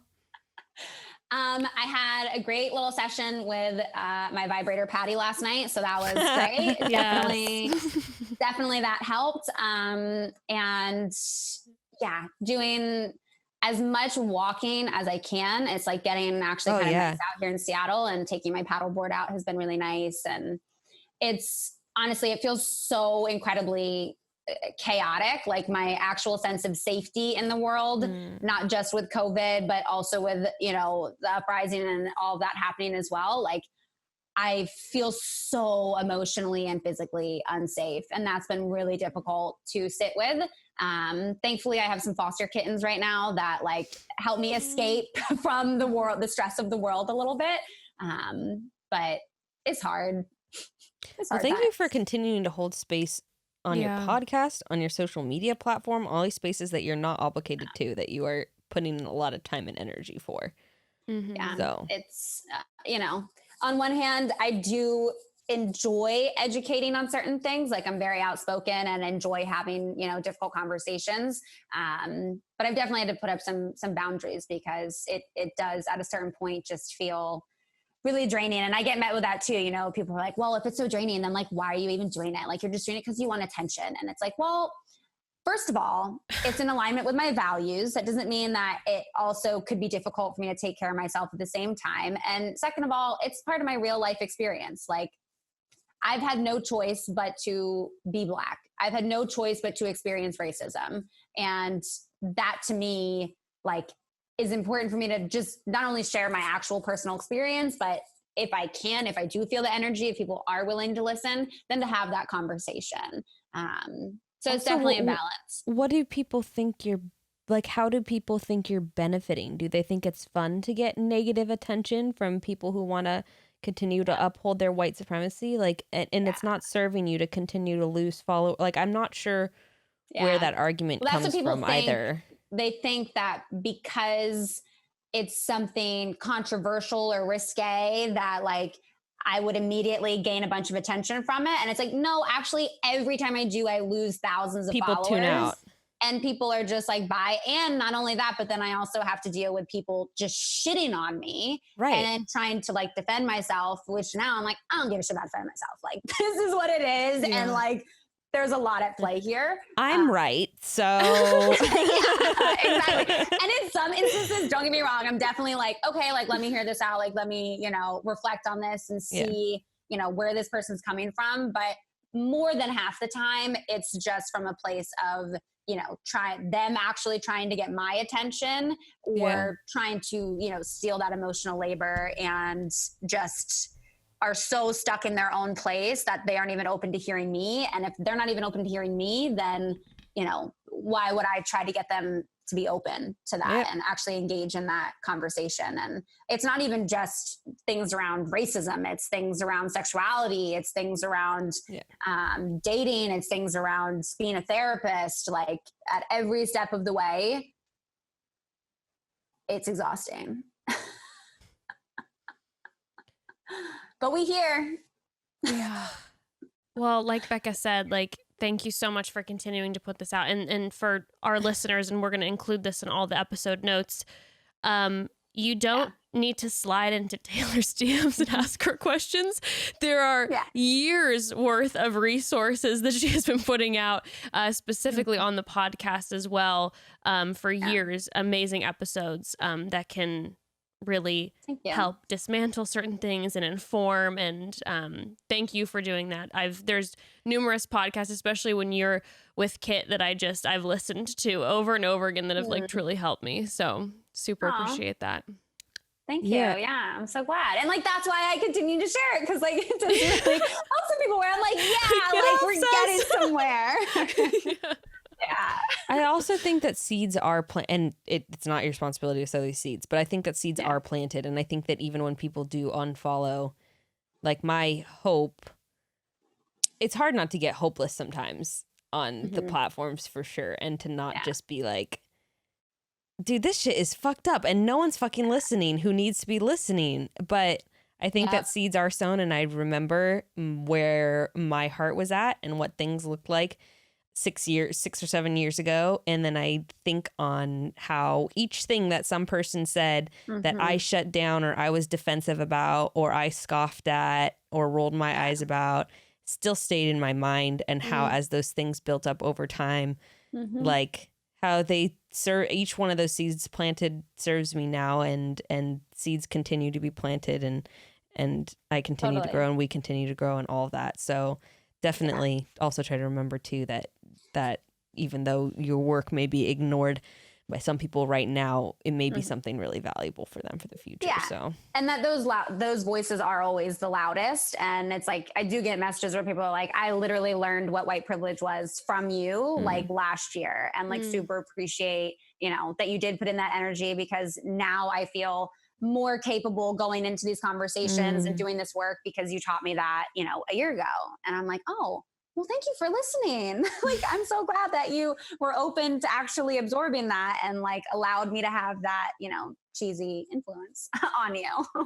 yeah. So, yeah. Well, thank you so much for coming on the podcast. It was a lovely conversation. Thank you so much. Thoroughly enjoyed it. We Yeah, super appreciate you, and would love to have you on again in the future sometime to Yes, please. maybe chat about some therapy things and sexuality. Love or those plants podcasts. or vibrators. Or plants or any of that. vibrators. All those, or the kittens.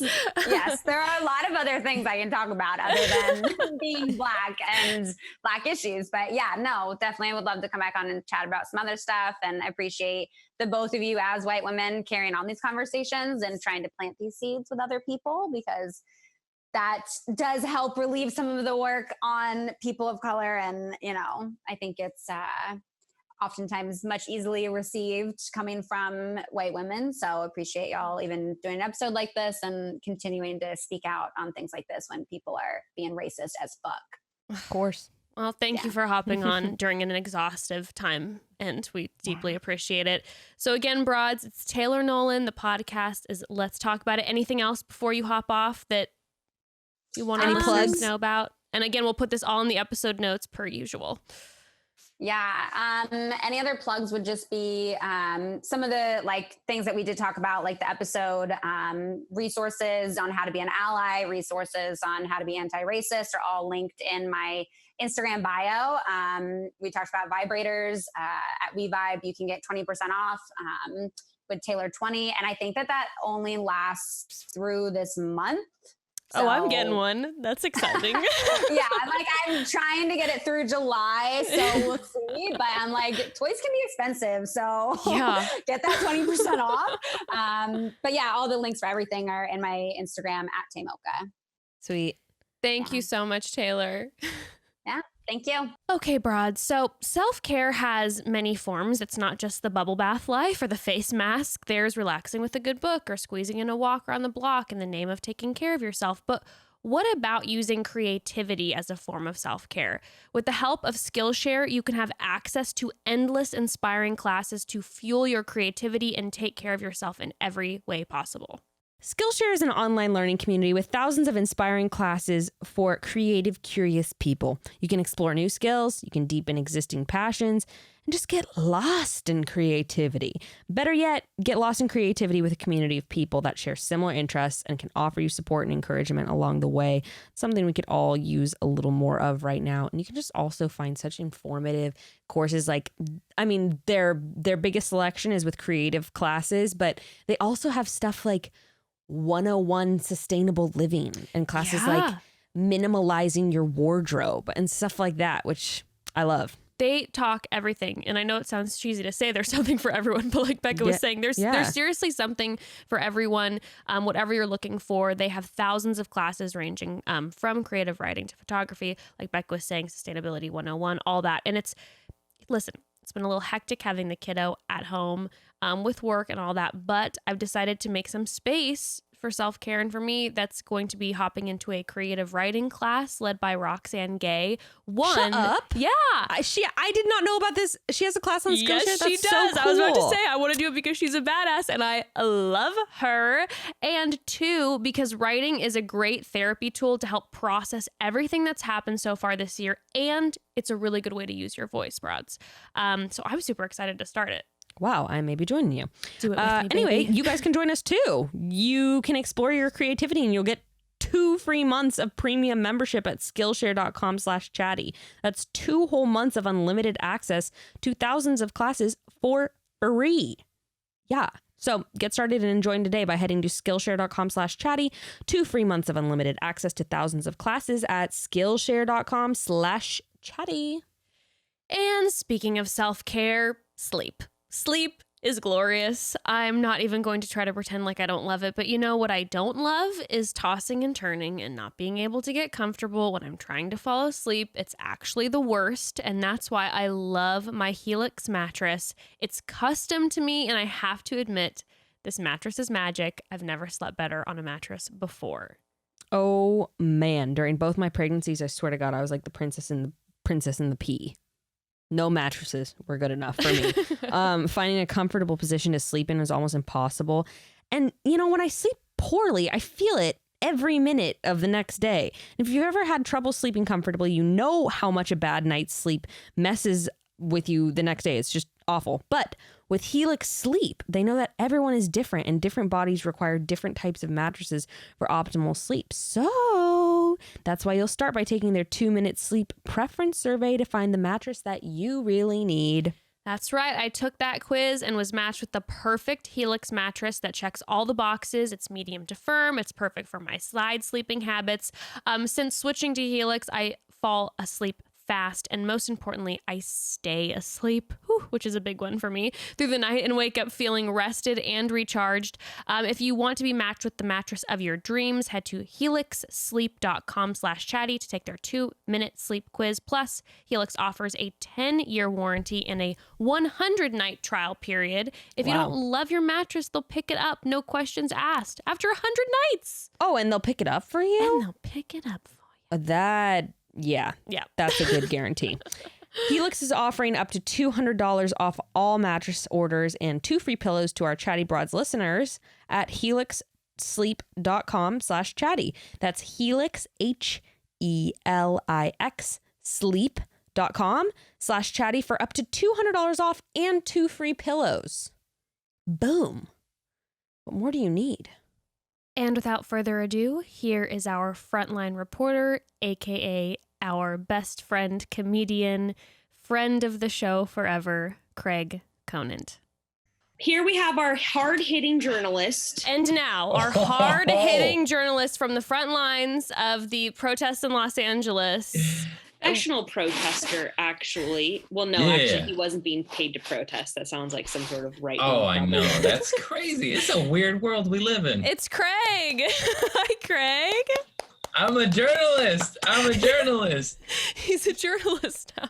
I'm a journalist, Mom. We brought you here to talk about the important issues. We need to hear from you about All Lives Matter, Blue Lives Matter. We want to hear about the protests. Those fuckers.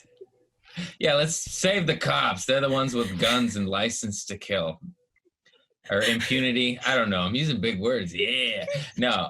You're a journalist now, so you use I'm a big journalist words. now. I told you. My vocab is up.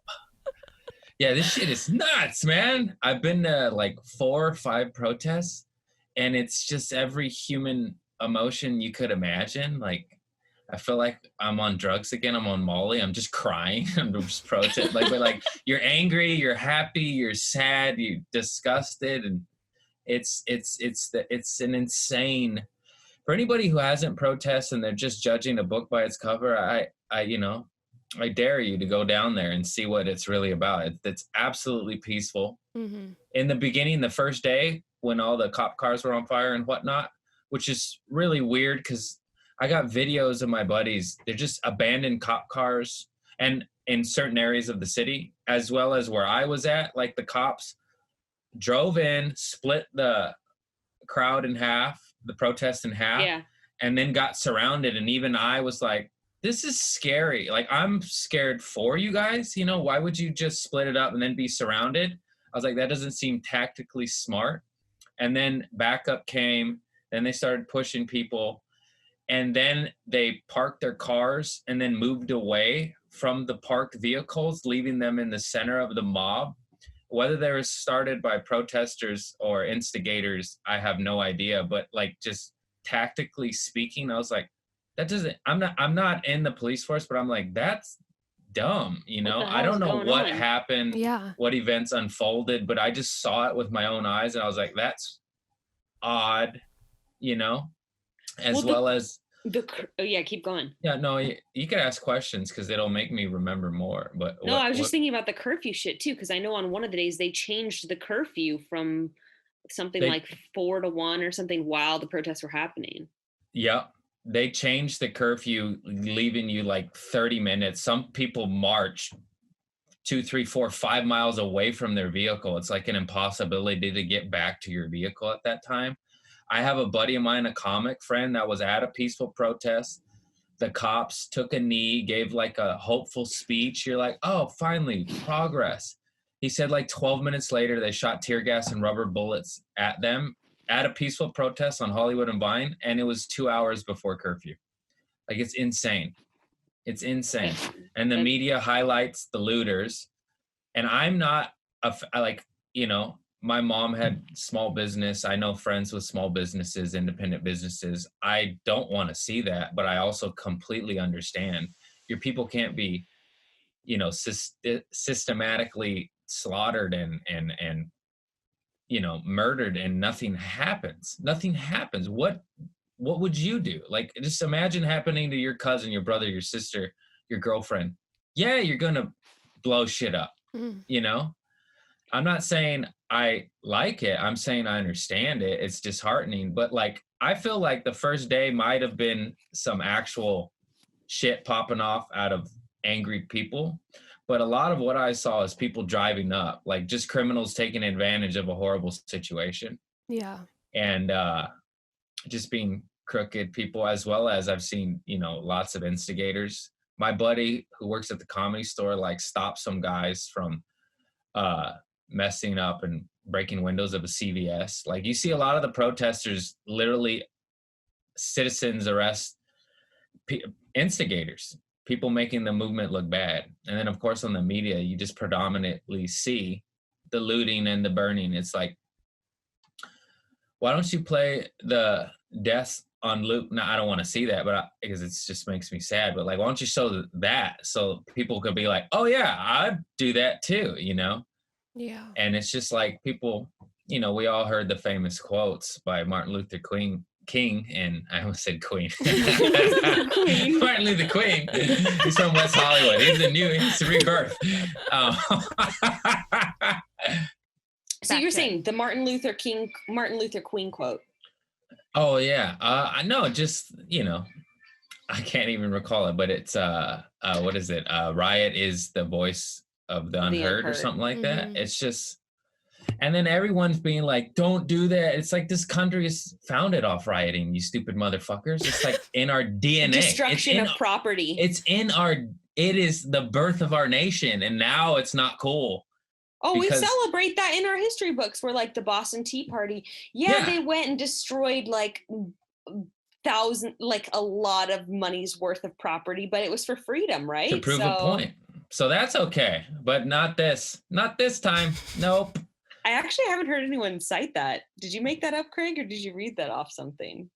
I just like destruction. I like firecrackers and stuff. You know, I don't know. Figure out to justify it. I like this shit. As I don't like seeing small businesses burn, of course not. But like it's like, you know, I'm a wild guy. I've been arrested. I like fireworks, illegal shit. It's like exciting, you know? Well, that was hilarious. That was like some of my favorite images is the people like protecting the Nike store on like the promenade. I was fucking dying. I was like, okay, if you feel so called, but it's Nike. They have children making your shoes in fucking China, but go ahead, protect them. Nike's gonna kill me. You're never gonna get sponsored by Nike Nike's now, like, Craig. we did ads with Colin Kaepernick. We're woke. Don't burn down our stores, okay? We profited millions off of his resistance. It's all insane. And even, I guess the Target, from what I read on the internet, the Target that was looted gave money to the police precinct in Minneapolis, and that's why they're like, yo, fuck this place. Oh, geez. So, you know, everyone sings a different tune, just like the police. Also, sorry, I just remembered talking about this. Remember when white people were burning their Nike socks when Nike put up the Colin Kaepernick ad? Yeah, it's all very ironic. Destruction of property. Oh, these people, it's only ironic. Okay when they do it.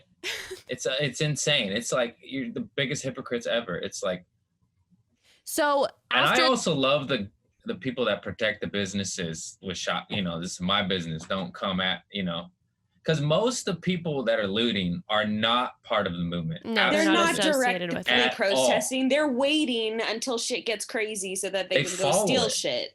Just like the crooks followed Amazon people at Christmas time to jack people. It's like those people. They're separate. Mm-hmm. They're separate people. There may have been part of the movement did a little bit in the beginning out of sheer anger, and of course I would too. I should have wanted to bring firecrackers to the Fairfax one where all the cop cars got lit on fire, but I didn't because I didn't want to get anyone hurt. But I was like, I get to do it again. You know, I got arrested for throwing firecrackers at police one time. But that was when I was drinking and drugging. I'm sober now. I'm a changed man. But anyways, I did not, because I just wanted to respect the movement. And that's how almost everybody is. So after the first protest that you went to, there was nothing that was happening like that during all the other ones, right? Yeah. Nothing. And all the shit was started by the cops. And you can say all you want if you're from the other side, but I fucking witnessed that shit with my own eyes. Mm-hmm. What do you mean? It was like they split the crowd up and then push you back. And actually, when I was at the Fairfax one, that one that got a little chaotic, the Black Lives Matters organizers were pushing the crowd back, creating space between police. And they're saying, yo, don't throw shit, don't start shit. It's a peaceful protest. And then the cops shot tear gas at people and shot rubber bullets. I saw a girl get hit in the thigh. And then that was my brave moment, because the Black Lives Matter organizers, there's a few leaders there, and they're like, yo, white people, use your privilege, like those one white ladies that linked arms to shield the black people of color from the police so they don't fire. They're like, use your white privilege. And they ask all the white people, and they're like, you doing this for Instagram or you here to help us? I was like, oh, fuck, you know? And then I went up and I linked arms with people. It was all on my stories. I got to post it. But like people were, I don't know if you watched it, but I was making jokes. I am a comedian. Yes. And then I was like, I'm half Mexican. This is bullshit. I just look white. You know, how'd I get roped into this? And then one girl was like, I'm not scared. I was like, fuck, I am. Look at that gun, dude. Are you crazy? And then I stood in the front as a barrier with hundreds of other people for like 20 minutes. But it felt like 19 hours, you know? I was like, oh my God. I was looking at the cops. There was two of them with the hairy fingers, you know? You just saw them.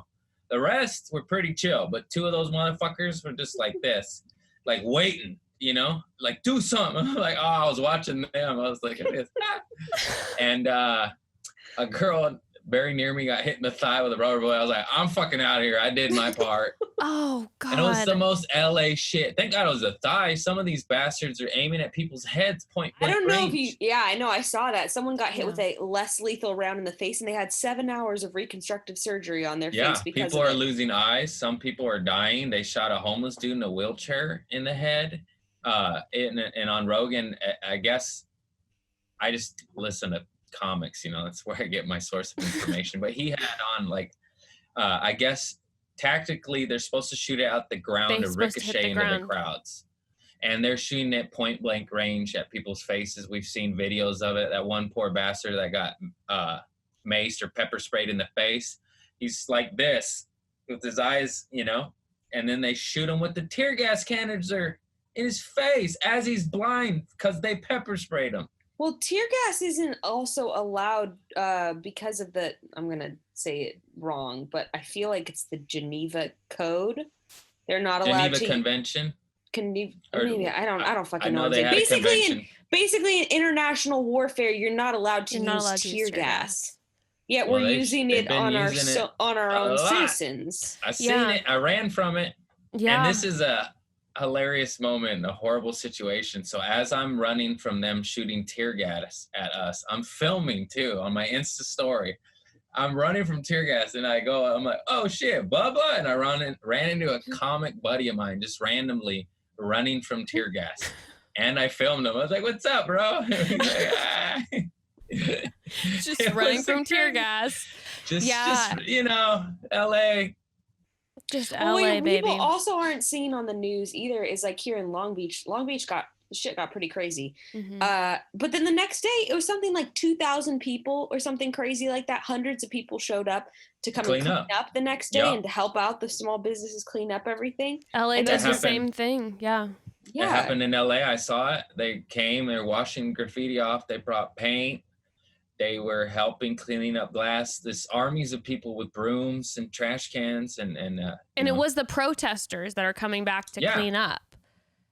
The protesters as a whole, I want to say like 99% peaceful people. Mm-hmm. There's these weird other parties instigating shit, whether they're paid by higher ups or criminals or both. Probably or just both. Fucking white supremacists too. Who are just like the craziest shit.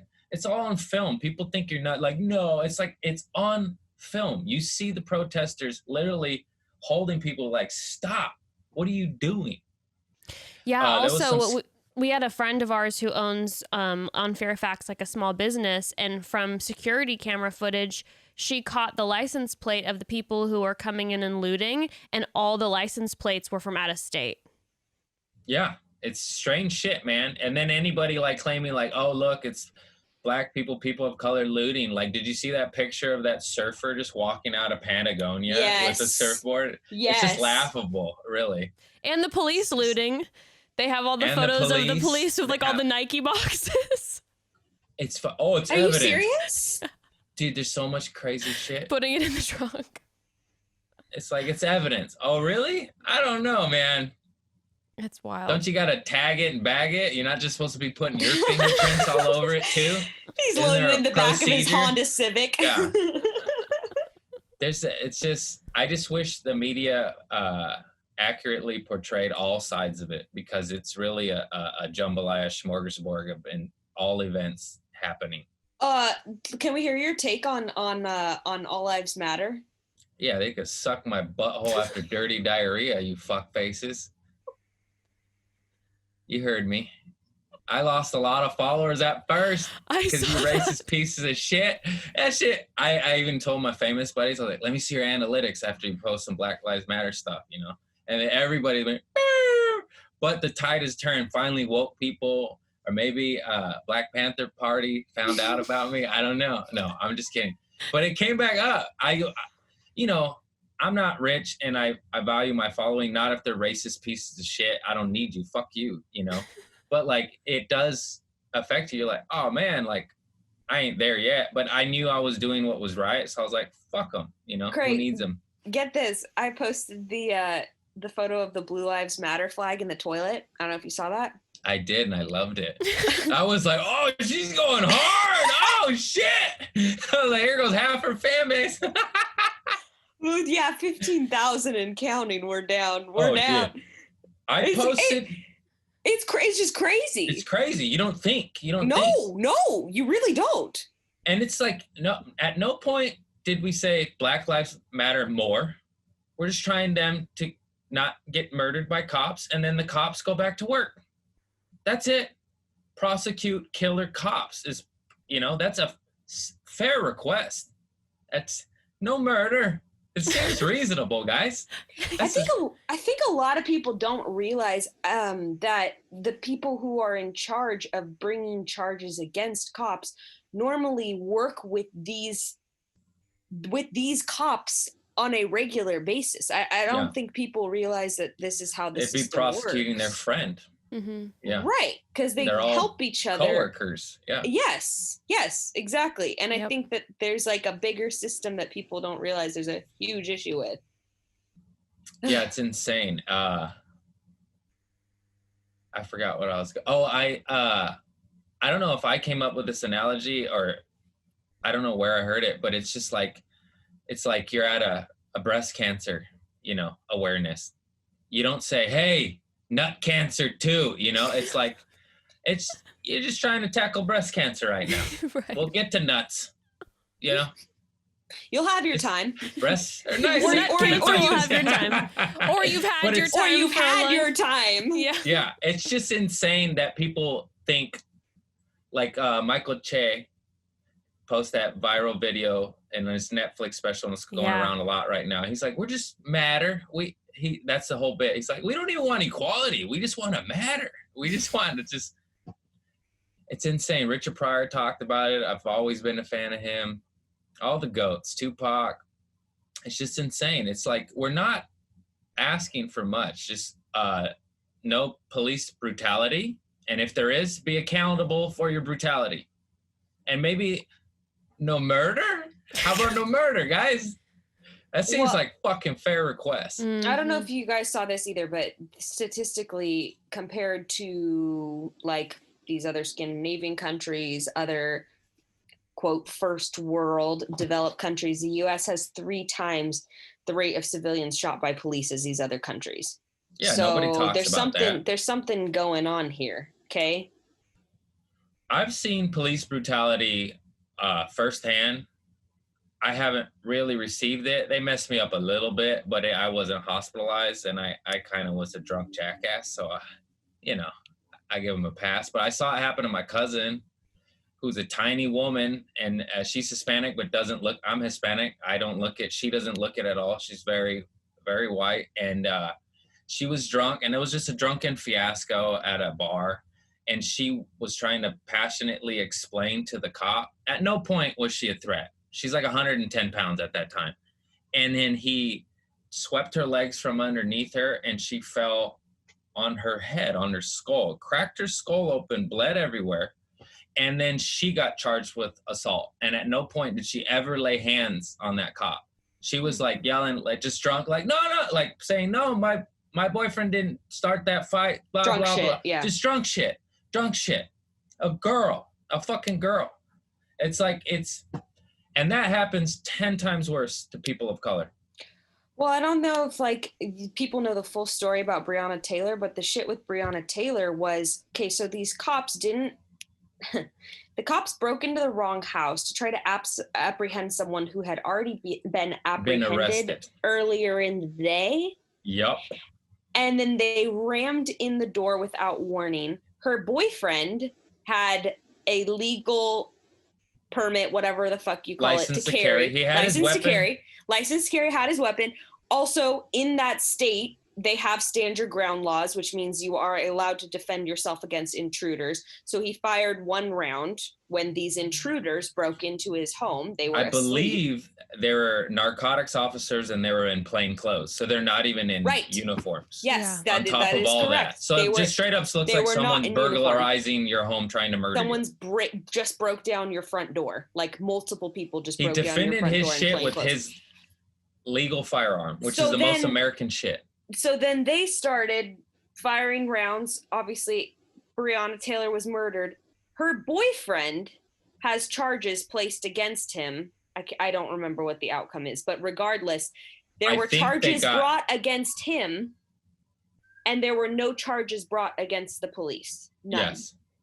I believe they finally dropped, but that's only because of this movement. If this shit would have been another dude just swept under the rug and thrown in prison that we pay for wrongfully, and the cops fucking broke in their home, murdered his girlfriend, and he defended himself, which is the most American shit ever. You know, that's all we talk about.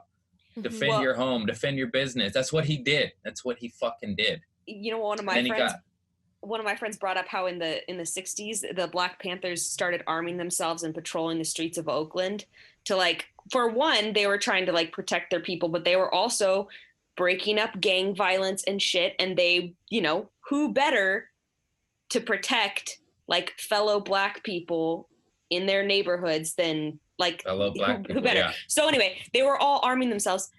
1967, in direct response to the Black Panthers arming themselves, California in Oakland, California changed the law to no longer allow, I believe, open carry was how the laws changed. So my friend was saying, you know what? Let's actually just start a GoFundMe account to arm every Black person in America, because then we'll get a gun reform within like a year. Trump's going to sign gun reform if every Black person in America starts taking advantage of their legal right to carry. And most Black people, cops assume that they are armed anyway. So, you know, I'd say we do it. There'll be a civil war before they do that. American their guns.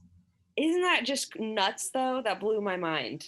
Like, within 2 years of the Black Panthers arming themselves, then all of a sudden the laws get changed to no longer. Once you take a dive into history and you realize what has really been done, you're just like, there's so much I need to learn. That's all that's what the past few weeks have been teaching me. I'm like, I thought I had my head around a certain amount of history, and I'm like, fuck, there's so much that I don't know that I need to. I smoked weed for a long time, and I watched documentaries before there was a Netflix. That's all I did, you know, YouTube rabbit holes. History Channel, when they actually played like history documentaries. Not like fake mermaid movies? Yeah, no, like boring ones with like a nerd behind a book. Like, you know, I love when you're high. Oh, I love that shit. But Compton, actually, Central Avenue, the major street that goes through Compton, was back in the day. I don't even remember, like 40s or 50s, but it was Black Hollywood. It was Black Hollywood, and a lot of artists would go down there and get inspired and probably steal ideas and dances and music and take it back to white Hollywood, regular Hollywood, whatever. And then, just like Black Wall Street, they're like, oh, we can't have this. So they recruited sheriffs and police officers from the South to come in and then just fucking wipe that shit out. It was a peaceful, vibrant block of jazz musicians, actors, artists, and then slowly over the years, after racist cops were recruited from the South, it became gang-riddled, drug-riddled. It wasn't that way to begin with. It was a vibrant, affluent Black neighborhood. They don't teach you none of that shit, do they? Well, even the shit we get taught, we don't really take into consideration. Like, you know, I see everyone citing Martin Luther King about peaceful protests, and it's like, did you all forget about how we learned about how he got murdered? That's what I said. Somebody said, like, what about Martin's peaceful protest? I was like, and they shot him in the head, you stupid motherfucker. The U.S. government was found guilty in the civil lawsuit and had to pay the family. Nobody talks about this shit. But yeah, it's like, yeah, they shot Malcolm X, leader of the Black Panthers, and then they also shot Martin Luther King, like leader of the peaceful. Like, what way are we supposed to go? What way are Black people supposed to go about it? Leader of Nation of Islam, but Sorry. They also murdered every Black Panther leader there was. Look into that. They killed all of them. Tupac, my favorite rapper of all time, 2 shots in the dark now. Huey's dead. Huey, I would get them mixed up, like of the fucking white musician and the Black leader. That's not a good way. They mix them up. Anyways, I don't have a brain power to remember all these goddamn names, but there's some fool that said like it was just about organizing the Black people to unify, become organized, and get rid of this shit. And then they all fucking die. They all get shot. And it's like, there's so much crazy shit going on that you can't even, like, it gets even deeper than that. You try to talk about it and people just think you're nuts. You're like, nah, like this shit. Like there was a journalist that I believe during the Reagan administration that uncovered that the CIA was selling crack in South Central. And oh yeah, I remember. And then the journalist that spoke up about it and he even went on a talk show circuit was discredited, and then he committed suicide. But get this is the funniest part. This isn't funny. He got off 2 shots to his head. How you gonna commit suicide and get off 2 shots? You know what I mean? Hey, hitman, just do 1, you know, make it more believable. It's just fucking insane. It's like they're rubbing it in our faces. The guy spoke up. Every whistleblower that speaks up against the government and tells us what's really going on becomes a spy, is accused of treason, and gets shipped to Russia or whatever country that will give them asylum, you know? And whistleblowers, technically by law, are when they report illegal activities, even of the government's doing, they're supposed to be protected by law. Hey, y'all Christians listening in, remember Jesus? Remember how he was an outspoken radical who got murdered by the state? Yup. And that's the T. They don't like that. And that's they don't like that. Craig, we love you. Craig, I've been loving your IG. We're loving your IG. You know what? We appreciate you. Thank you for being the journalist out in the protests, for reporting back to us. For the people. Oh, I forgot. I did pussy out and I stopped posting to Facebook, so I started getting threats. I forgot how racist Facebook was. I was like, man, I don't want to die. I was like, I'm done with Facebook. I'll keep it on Instagram and Twitter. It's a little more woke. Anyways, I love you guys. We love you, Craig. Thank you for coming Craig, on. Plug away since you're losing followers every day. Please. Oh no, I got away. him back. I'm a Black Panther party, baby. We're good, man. Fucking Tupac for life. Yeah, Craig T. Conant. I love you all. Peace and love. No murder. It's not so hard. That's all we want. Or if you do it, go to jail. Bye. You know, simple. Yeah. Hey, that's reasonable. fair. Reasonable. There you go. Craig, we love all right, you. guys. Thank you. I love you. We love you, broads. And all right. We'll keep you guys Chat updated with soon. what's going on. Chat soon. Fight the power. Bye.